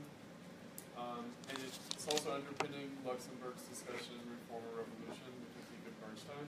I think that argument gets prosecuted in various forms, including in Lenin's pamphlet on imperialism. Interestingly enough, Hilferding is Bernsteinian, right? And so I think that there's something tricky about Lenin's pamphlet with respect to the imminent critique of both Hilferding and Hobson, right? So we're going to keep Hobson in the mix, meaning that Lenin was saying, well, what about the liberal view, which is that we can dismantle empire and we can cut down the financial oligarchy or the credit system. We can have Little Englandism, we can have some kind of return to pre-monopoly capitalism. I think that Lenin's beef with that is that, well, if that were to be the case, you would end up reproducing the dynamic that got us here to begin with, A, and B, that one is obligated to try to turn monopoly capital into a precondition for socialism, rather than just treating it as a mistake or a dead end. Now, of course, what comes out of World War I and out of the Great Depression both falsifies and confirms Hilferding and Hobson in various ways, and so that's why it's very difficult to read Lenin's pamphlet in its proper register, I would say. But going back to Luxemburg's point about economic limits, in other words, if Luxemburg was making a point about capitalism reaching its limits and this being exhibited by credit, financialization, et cetera, that again, for her, limits means contradictions, meaning that rather than thinking of it in terms of capitalism gradually becoming socialism as opposed to capitalism reaching its limits, that really the argument with Bernstein is whether this is a contradictory phenomenon. In other words, she accuses Bernstein of treating this as uncontradictory, whereas she wants to uphold the dialectical view that actually this socialization through capitalism is an exacerbation rather than an amelioration of contradiction. And again, to call it that, to say it's an exacerbation, is to say we are tasked as socialists to treat this as an opportunity. But don't call that breakdown. Right. I totally. I added myself to this line, and then after me is Nick, then Untitled and Stefan. Just quick clarification question for Leo. You were talking about this quote-unquote success of social democracy that you could see by the 1990s. Clearly you were quoting, between scare quotes, like the success. And so I was wondering, the failure of social democracy that happened alongside the failure of the communist parties, was that a necessary failure? What was the relationship between the communist project and the social democratic parties after 1914, after the beginning of the war? And was this, supposed success by the 1990s a sort of necessary outcome of that split? No, it wasn't a necessary outcome. I mean, I think, you're right, I was using success by the 1990s, as in our terms, an indication of the digging of failure. But they were having electoral success. And loads of people around the world were saying, okay, communism's gone. But the example then for the rest of the world is that social democracy can ride neoliberalism to get us universal health care, to sustain the welfare state, etc. All of which, of course, they couldn't do riding that tide. But that becomes especially clear in 2016. And in that regard, I want to say that I hope people aren't misunderstanding me in terms of blaming the quote-unquote white working class. I'm blaming social democracy for abandoning, and not only the white working class, the Asian working class that voted in that way progressive. And it's one of the illusions of the PC identity politics people to think that there isn't racism amongst Latinos. For heaven's sake, look at Latin America. Look in Florida. Right? Look at Florida, exactly. I mean, so the fact that, of course, a good number of Latino people were open to workers, were open to that xenophobic appeal, is also a failure on our part, right? Especially insofar as they previously were open to mobilization by the left or by labor-oriented institutions. So I'm not in any sense engaging in, what hears here so often. The problem is white workers. It's absurd. Right? The problem is that in Michigan and Illinois and Ohio and Pennsylvania, places which for generations voted at least Democrat, right? Belonged to trade unions, etc. Enough of them voted to make a difference, and that was also true in the UK. It'll be, no matter what happens in France in a couple of weeks, you'll see plenty of it there. Yeah, I think, is that... Well, I don't know if you answered the question. Could social democracy have been successful in a non-scarequote way? It without was the successful in pressure a from communist parties? Yeah, I mean, the Labour government got elected in 1945 with a majority government, introduced real reforms that really mattered to people. At the same time, as Polanyi pointed out immediately, those reforms, by virtue of the way they were structured with the existing British state, with the ideology of neoliberalism as much as social democracy, of liberalism, meant that they were structured in such a way as to reproduce capitalist social relations. So, in fact, very few of the reforms were free collective public services, right? Almost all of them were the kind that gave you benefits to buy commodities, right? The nationalizations were done without workers' control, even though there was an enormous movement in the trade union movement in Britain through the 1930s around industrial democracy and even workers' control. And one could go on, the educational system was structured in such a way as to provide, in very invidious ways, an 11-year-old out of the working class who was particularly bright to get into a track to university whereas the rest were directed at best towards vocational training, and usually not even that. You know, and as Polanyi pointed out, the ruling class sends its kids to private schools and to Oxbridge to learn how to become rulers. We are sending working class kids to the type of education which exactly robs them of the capacity to become a ruling class. And he was still using the term destiny. But that isn't to say those reforms weren't real reforms. They were. What getting embedded in globalization and neoliberalism meant was they weren't even able to secure those things. Instead, we got Clinton doing away with welfare as we know it. Nick? My question for the panel has to do with contemporary Bonapartism and the working class.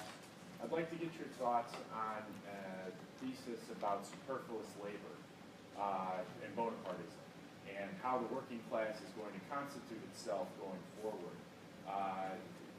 The superfluous labor idea is that you're going to have in the future growing percentage, growing amount of the population is superfluous in terms of actually providing value through their labor. And you're going to need to have some kind of Bonapartist solution to appease them because their labor just is now no longer valuable in light of the tremendous amount of accumulated intellectual property, capital, etc.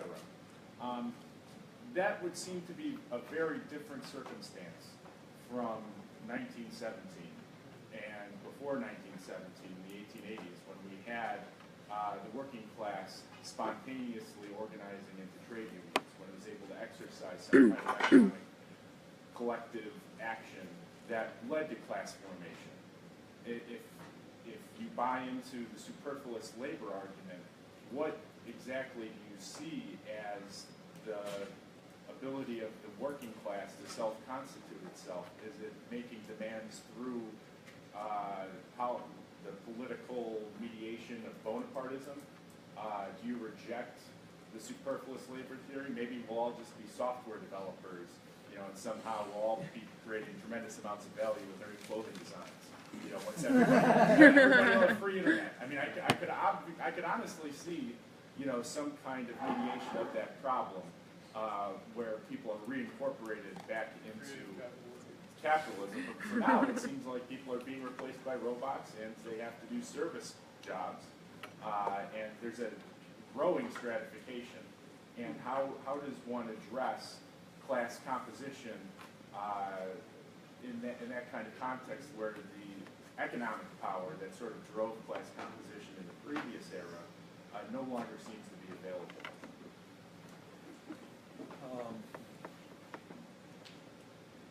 Well, I do wonder about the whole superfluous labor issue in the same sense that I would wonder about precarious labor being a distinct class, guy standings. In a sense, the history of capitalism over the longue durée has always been about superfluous labor. I mean, if you read Christopher Hill in the 17th century, you know, he talks about the masterless men that are emerging out of dispossession, you know, out of the enclosure movements, etc. So the only time when there may not, when superfluous labor and precarious labor may not have been central to proletarianization is probably in that so-called golden age of capitalism, in advanced capitalism from the 40s to the to the late 60s and 70s. That said, it strikes me that again there are historical examples. I mean, superfluous labor was clearly a very important issue in the 1930s, with the massive unemployment and the way that Trotskyist and communist activists addressed that was through, demands on the employers for 30 for 40 with no, pay reductions, etc. Pushing, also programs that would then become integrated into the emerging welfare state in that flush moment.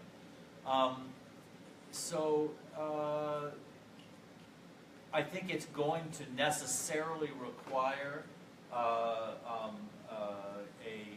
rethinking of certain things, obviously, and creative and intelligent responses. But again, I come back to the fact that if we don't have the kind of institutions, associations, organizations of class, that are, which Leo was talking about, that the socialists are actively involved in, then that's not going to come out of the trade unions, as they are constituted, which are limited by that old Leninist understanding of what is to be done and what can be done by these defensive organizations. So it is about, the creation and making of socialists, and they're parlaying that into organizational and institutional and associational advances that actually register in the consciousness of masses of workers who are facing a whole series of, acute problems around this question of superfluousness, precarity. But I don't necessarily see that as entirely new. So there's nothing specific now in terms of technology that's different than before. You see it sort of... Well, you could say, I think, yes and no. Yes, in the particulars, there are dimensions of novelty that have to be looked at on their own terms and addressed. But in general, I would say the problem is an age-old problem, and it is about proletarianization. I mean, where did Marx come up with, where did the term proletarianization come from? It came from antiquity, the proles who have nothing. Right. They are the superfluous class. So it's not to dismiss your question, because I think it's important, and it addresses new developments that have to be addressed in somewhat new ways, but I don't think we should lose sight of the fact that it's also an old question with a continuity and a history on the left that has been sort of grappled with. One time? My question is just, why do we think we can study 1917 better than the guys before us? And in terms of is there a greater opportunity for us to understand or recover 1917 because we're farther apart from it than the Trotskyist and the New Left and the Frankfurt School, or is that more of a liability for us? Every panel this weekend has been referencing 1917 in some way, so yeah. Yeah, it's the theme of the conference. I mean, I can sort of put a finer point on what I was trying to get at in my opening remarks, which is to say that the paradox of 1917 is that it's bound up with the failure and success are mixed in the legacy. And so there's a way in which 1917 becoming more obscure is an opportunity as well as a liability. And I think that we have to try to treat the liability as an asset, meaning I think that the way that 1917 was falsely claimed has dissipated, and we have to try to make use of that. I mean, we can call it Stalinism, we can call it all sorts of things. But what's faded is maybe not the revolution, but the counter-revolution. In other words, 1917 was so stigmatized for the 20th century that really it's that's faded, right? The specter, not in the sense of a challenge and a task of society to meet the demands of a rising working class, not the 1848 specter, but the horror of the outcome of the revolution, that's faded, right? In other words, that can't be warded. Although, I think that even Maybe just 20... the sign that the memories disappear. But, I feel like if you try to organize workers, there is a way in which you immediately short circuit. Did they try that in the Soviet Union? Right? There is some little bit of that, meaning, okay, but what's the end game here, right? And didn't we try this once before? But I think that's fading. And I think that in that way we can disentangle the success and the failure maybe differently than it's been attempted in the past. But let's not go back to the attempts by various Trotskyist groups to stand outside of plants with their newspapers, thinking that they were going to attract those workers through a debate or whether it was a deformed worker state or a capitalist, That's right. a state capitalist. Exactly. And that actually was what they were doing. Yeah, yeah. The first approach to workers would be, what do you think the Soviet Union is? Right. Or indeed, people who went to the SDS as delegates of Michael Harrington were sent there in order to ensure that the SDS statement had a statement. Doesn't the question matter? It matters, but is it likely to be the basis of organizing the class? I think is problematic. Right. I wish that we weren't discussing 1917. I wish we were discussing 2015. Because the one instance of the coming into government in this first great crisis of the 21st century of a radical left party that explicitly identifies itself with the communists in the Civil War, Greeks, Syriza, explicitly identifies itself with the left in that Civil War, with the communist tradition, even though its roots go back to breaking with Stalinism in the 60s and real communism. I wish we were discussing that, because again, it's a case of the weakest link. Bryan put it very well. It wasn't capitulation, but it certainly was subordination by powerful Europe, above all Germany, and even racist northern attitudes in the North European working class. The Southern Europeans are lazy, work hard. They put way more hours in than Northern Europeans do. So that was a case of, do we break as the weakest link, in the hope that there would be a break from the European Union and neoliberalism in Northern Europe by virtue of our example. And they decided that that wasn't going to happen. Right? And maybe they could have turned to Iran or Russia had they broken. But the likelihood then of a member of NATO being overthrown by their own military. Right? So I wish we were talking about what were the failures of Syriza. Right? And they relate to this question actually about the superfluous class. I mean, there you do have 25% unemployment. There you do have depression conditions. And there were people in Syriza who said our main task when we get into the state needs to be to try to pass resources to the solidarity networks for alternate forms of production and consumption. And though they were marginalized when Syriza moved into the state, and his main concern was, where do we find the well-trained people to go into this corrupt state and actually run an efficient bureaucracy?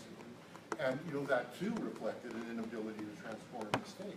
I wish we were talking about that rather than, yes, much of the arcane language of Russia in 1917. If I could just have, I agree that there's a two-sidedness to how we relate to this on the basis of distance. But the warning I would put out about distance is twofold. One is that in the great separation between 1917 and its actualities and our period and its actualities is the danger that the revolution's accomplishments and become abstractions. Literacy. Well, a whole series of things, but not only on that level of the accomplishment, but also even when we're discussing, developments that happen, like the banning of factions, Kronstadt, which hasn't been mentioned, but which could be, the 21 points. I mean, these also need to, when I say that, the distance creates an abstraction, we can forget very easily what, for the Bolsheviks, whatever their, Chris's understanding of the claims they made about what 1970, to them, the great historic accomplishment, and to the masses of workers around the world who saw it the same way, that can be forgotten, and we can forget, too, the containment and the repression of the 21 capitalist nations who basically fought World War I on the Russian front. And the threat that posed to the suffocation and stifling of the revolution. I mean, that's something that has to be, I think, deeply remembered. And that, to me, I know this will never be an excuse for it, conditions a lot of the undemocratic procedures that came about. I suppose the point that I was making about, maybe I wasn't clear about this, was that I do think the working class was organized to take state power and to reconstitute the state, and conditions mitigated against it. But I think that there was, a real achievement in terms of possibilities, and then it got translated. Meaning, if you talk about the rule of bureaucracy, in some ways it was the old Tsarist bureaucracy. In other ways, it was a kind of petty bourgeois importation bureaucracy, but also it was the working class that created the new bureaucracy. And that's an achievement of sorts, meaning it's an extremely paradoxical achievement. But I think that what the Russian Revolution of 1917 meant to workers around the world is that we could do this. And that is profound.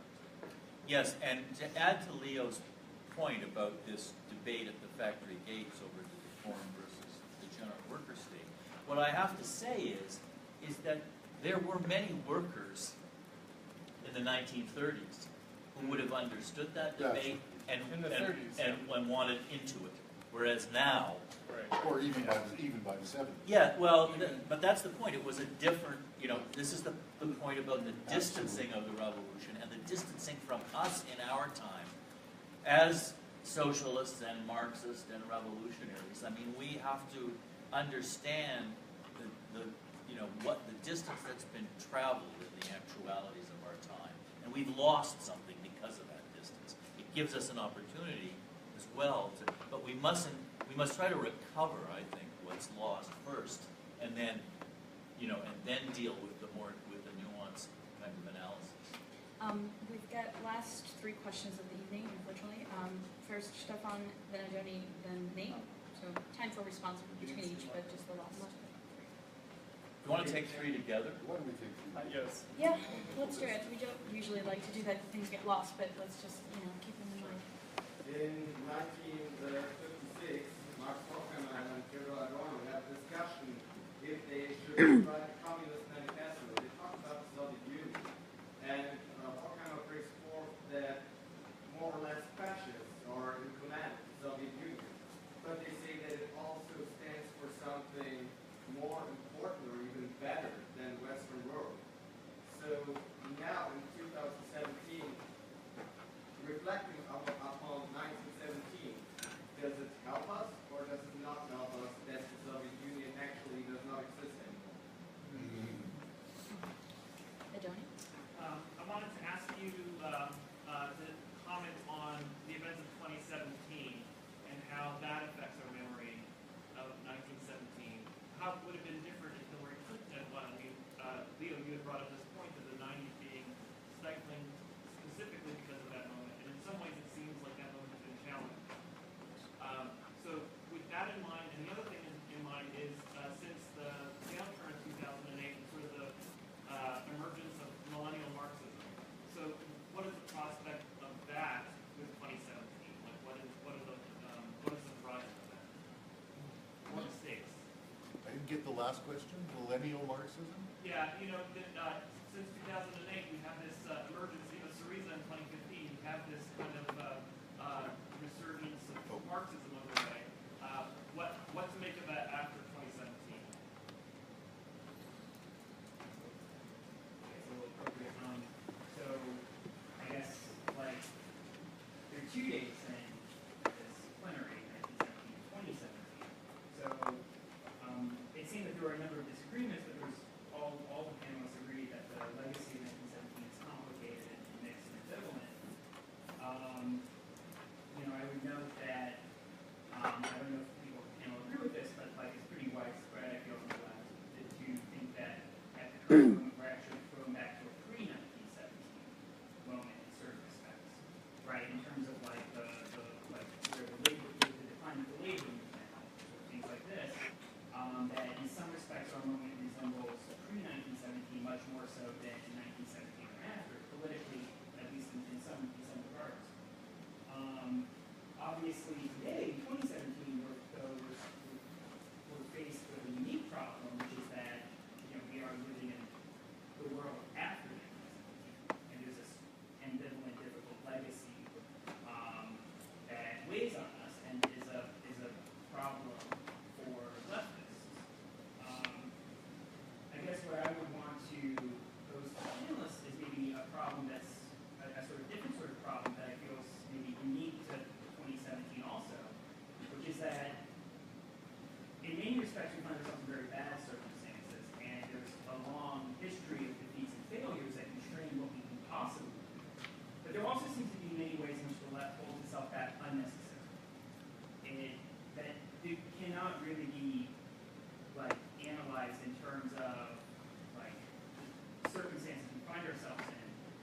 obviously, like, we're not going to make revolution tomorrow. Nate, what's your question? So, we hold ourselves back. wait, so my question would be, how do we deal with this problem, this unique problem of 2017, the problem of the left holding itself back in ways that are not necessary, in ways that are not historic?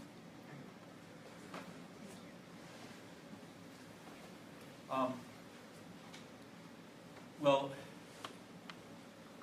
I'll respond to the first question about the Soviet Union not existing anymore and what that means. As much as one has to separate oneself from Stalinism,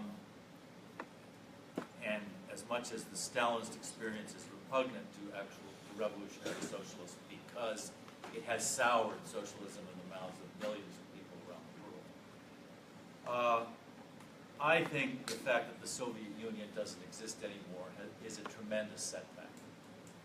And it's a tremendous setback in the sense that it has destabilized the world incredibly in terms of just the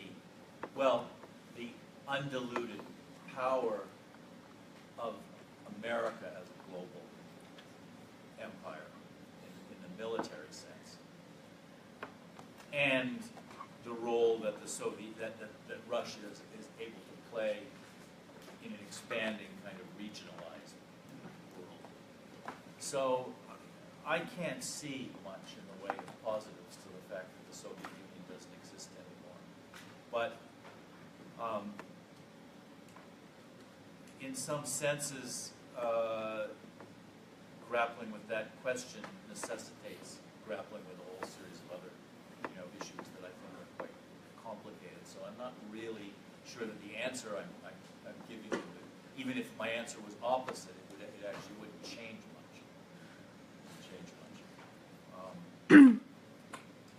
I'm going to let others answer the other questions.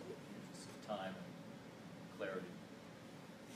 I largely agree with what Bryan said. I think, as someone was saying, as time fades, with the Soviet Union not being in place to remind you, I think it allows the term socialism and even communism to be recovered in the 21st century. And I think we saw that with Sanders' phenomenon. When we may have noticed he said Denmark, but I don't think most people give a shit. We're hearing socialism, and those who were attracted by it were attracted by it. And so I think, in that sense, it's probably positive. And, insofar as there are, Brian's pointing to this, breakthroughs in particular countries, what was positive about the Soviet Union was that it gave them breathing room in an imperialist world. But what went with that was a very heavy imposition of the Soviet model, both politically and economically. So there was always a cost to that too, but not having a buffer at all is Brian's right. I certainly think that what's positive in two senses about the current moment is that it's the graveyard of the third way. It's the graveyard of Blairism and Clintonism. It's also the graveyard of the claim that liberated from the Soviet Union, Eastern European nation states would have been wonderful bourgeois democracies. What we see is the recrudescence of fascism, right, in those countries. And we need to hammer that home. Because the alternative in those countries, above all the Ukraine, which is so much at the center of the Democrats' models, right? I mean, what you see there are the people who actually killed my relatives in the Ukraine. They weren't killed by the SS. They weren't even killed by German soldiers. They were killed by Ukrainian nationalists with rifles. I think, of course, it's not great that that's happening in Hungary and Poland and the Ukraine, etc. But it also removes some illusions. In terms of the revival of Marxism, I'm not so sure that Syriza or Podemos or Corbyn or Sanders represent the revival of Marxism. And I think one of the problems with that is that they don't. But if they were to begin to represent that, or successive things to them, I think it's incumbent on us to take responsibility for improving Marxism. I'm very, very suspicious about going back to the classics in a way that is not about getting beyond their limitations. And it's extremely unmaterialist to do that, of course. Right? It's an idealist reading of them if we do that in the 21st century. So it's really important that we see ourselves as developers of Marxism, as making it better, right? Rather than going back to it, rediscovering it, redeeming it, etc. But I also think what we have to take from them is that the point of doing this is to become organizers. I mean, I say that, not being very good at that. But that is the point of it. And maybe if there is a massive precariat, we will find that they have no alternative but to be organized. The material base may be laid for that, for those people who develop Marxism. And then they won't find cushy jobs in the university like we did. And they'll go out and be revolutionary organizers with their developed Marxism. That's the goal.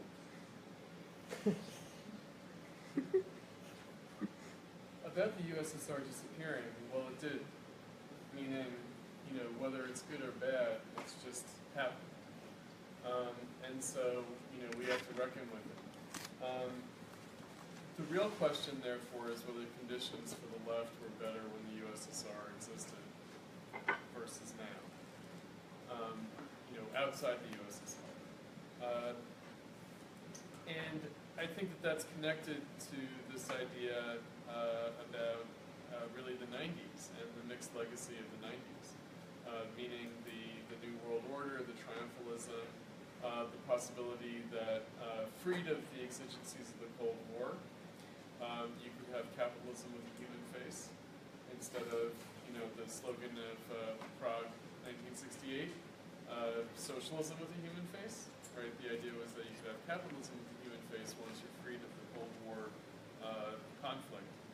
Because I think that was the illusion of the third way, was the idea that we're free of the Cold War now, which means that we're not trapped by, we're not going to be blackmailed into a kind of mean capitalism out of Cold Warism.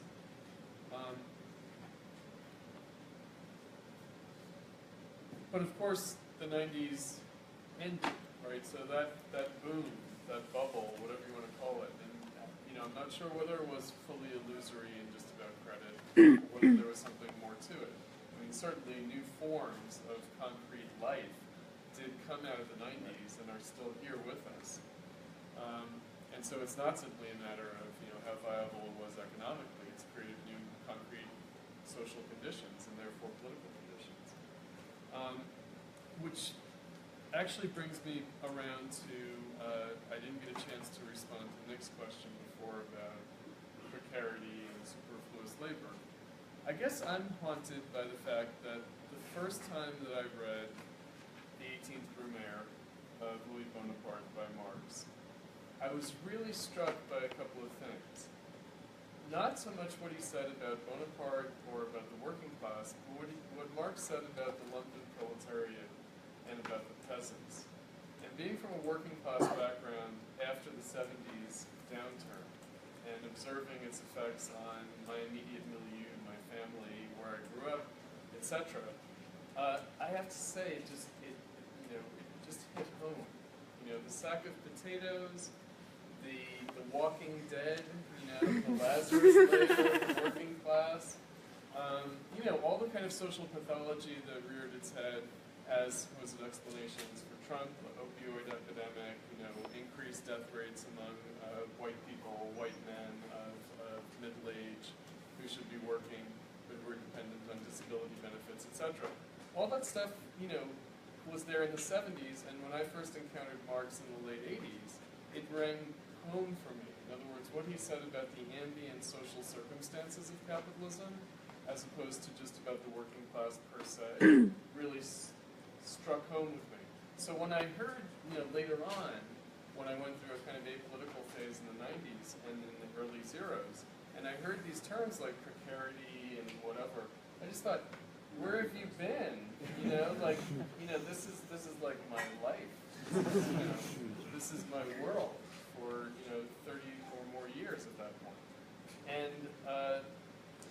And so bringing it back around to Bonapartism, I think that I'd like to connect it up with something that Leo brought up about whether reforms and struggles for reforms are opportunities for the self-organization of the working class, or whether they are just forms for deferring political responsibility to the state. Because I think that's what's sort of encoded in that otherwise loaded term Bonapartism, which might have too specific kind of connotations, but does say something about the working class going from being a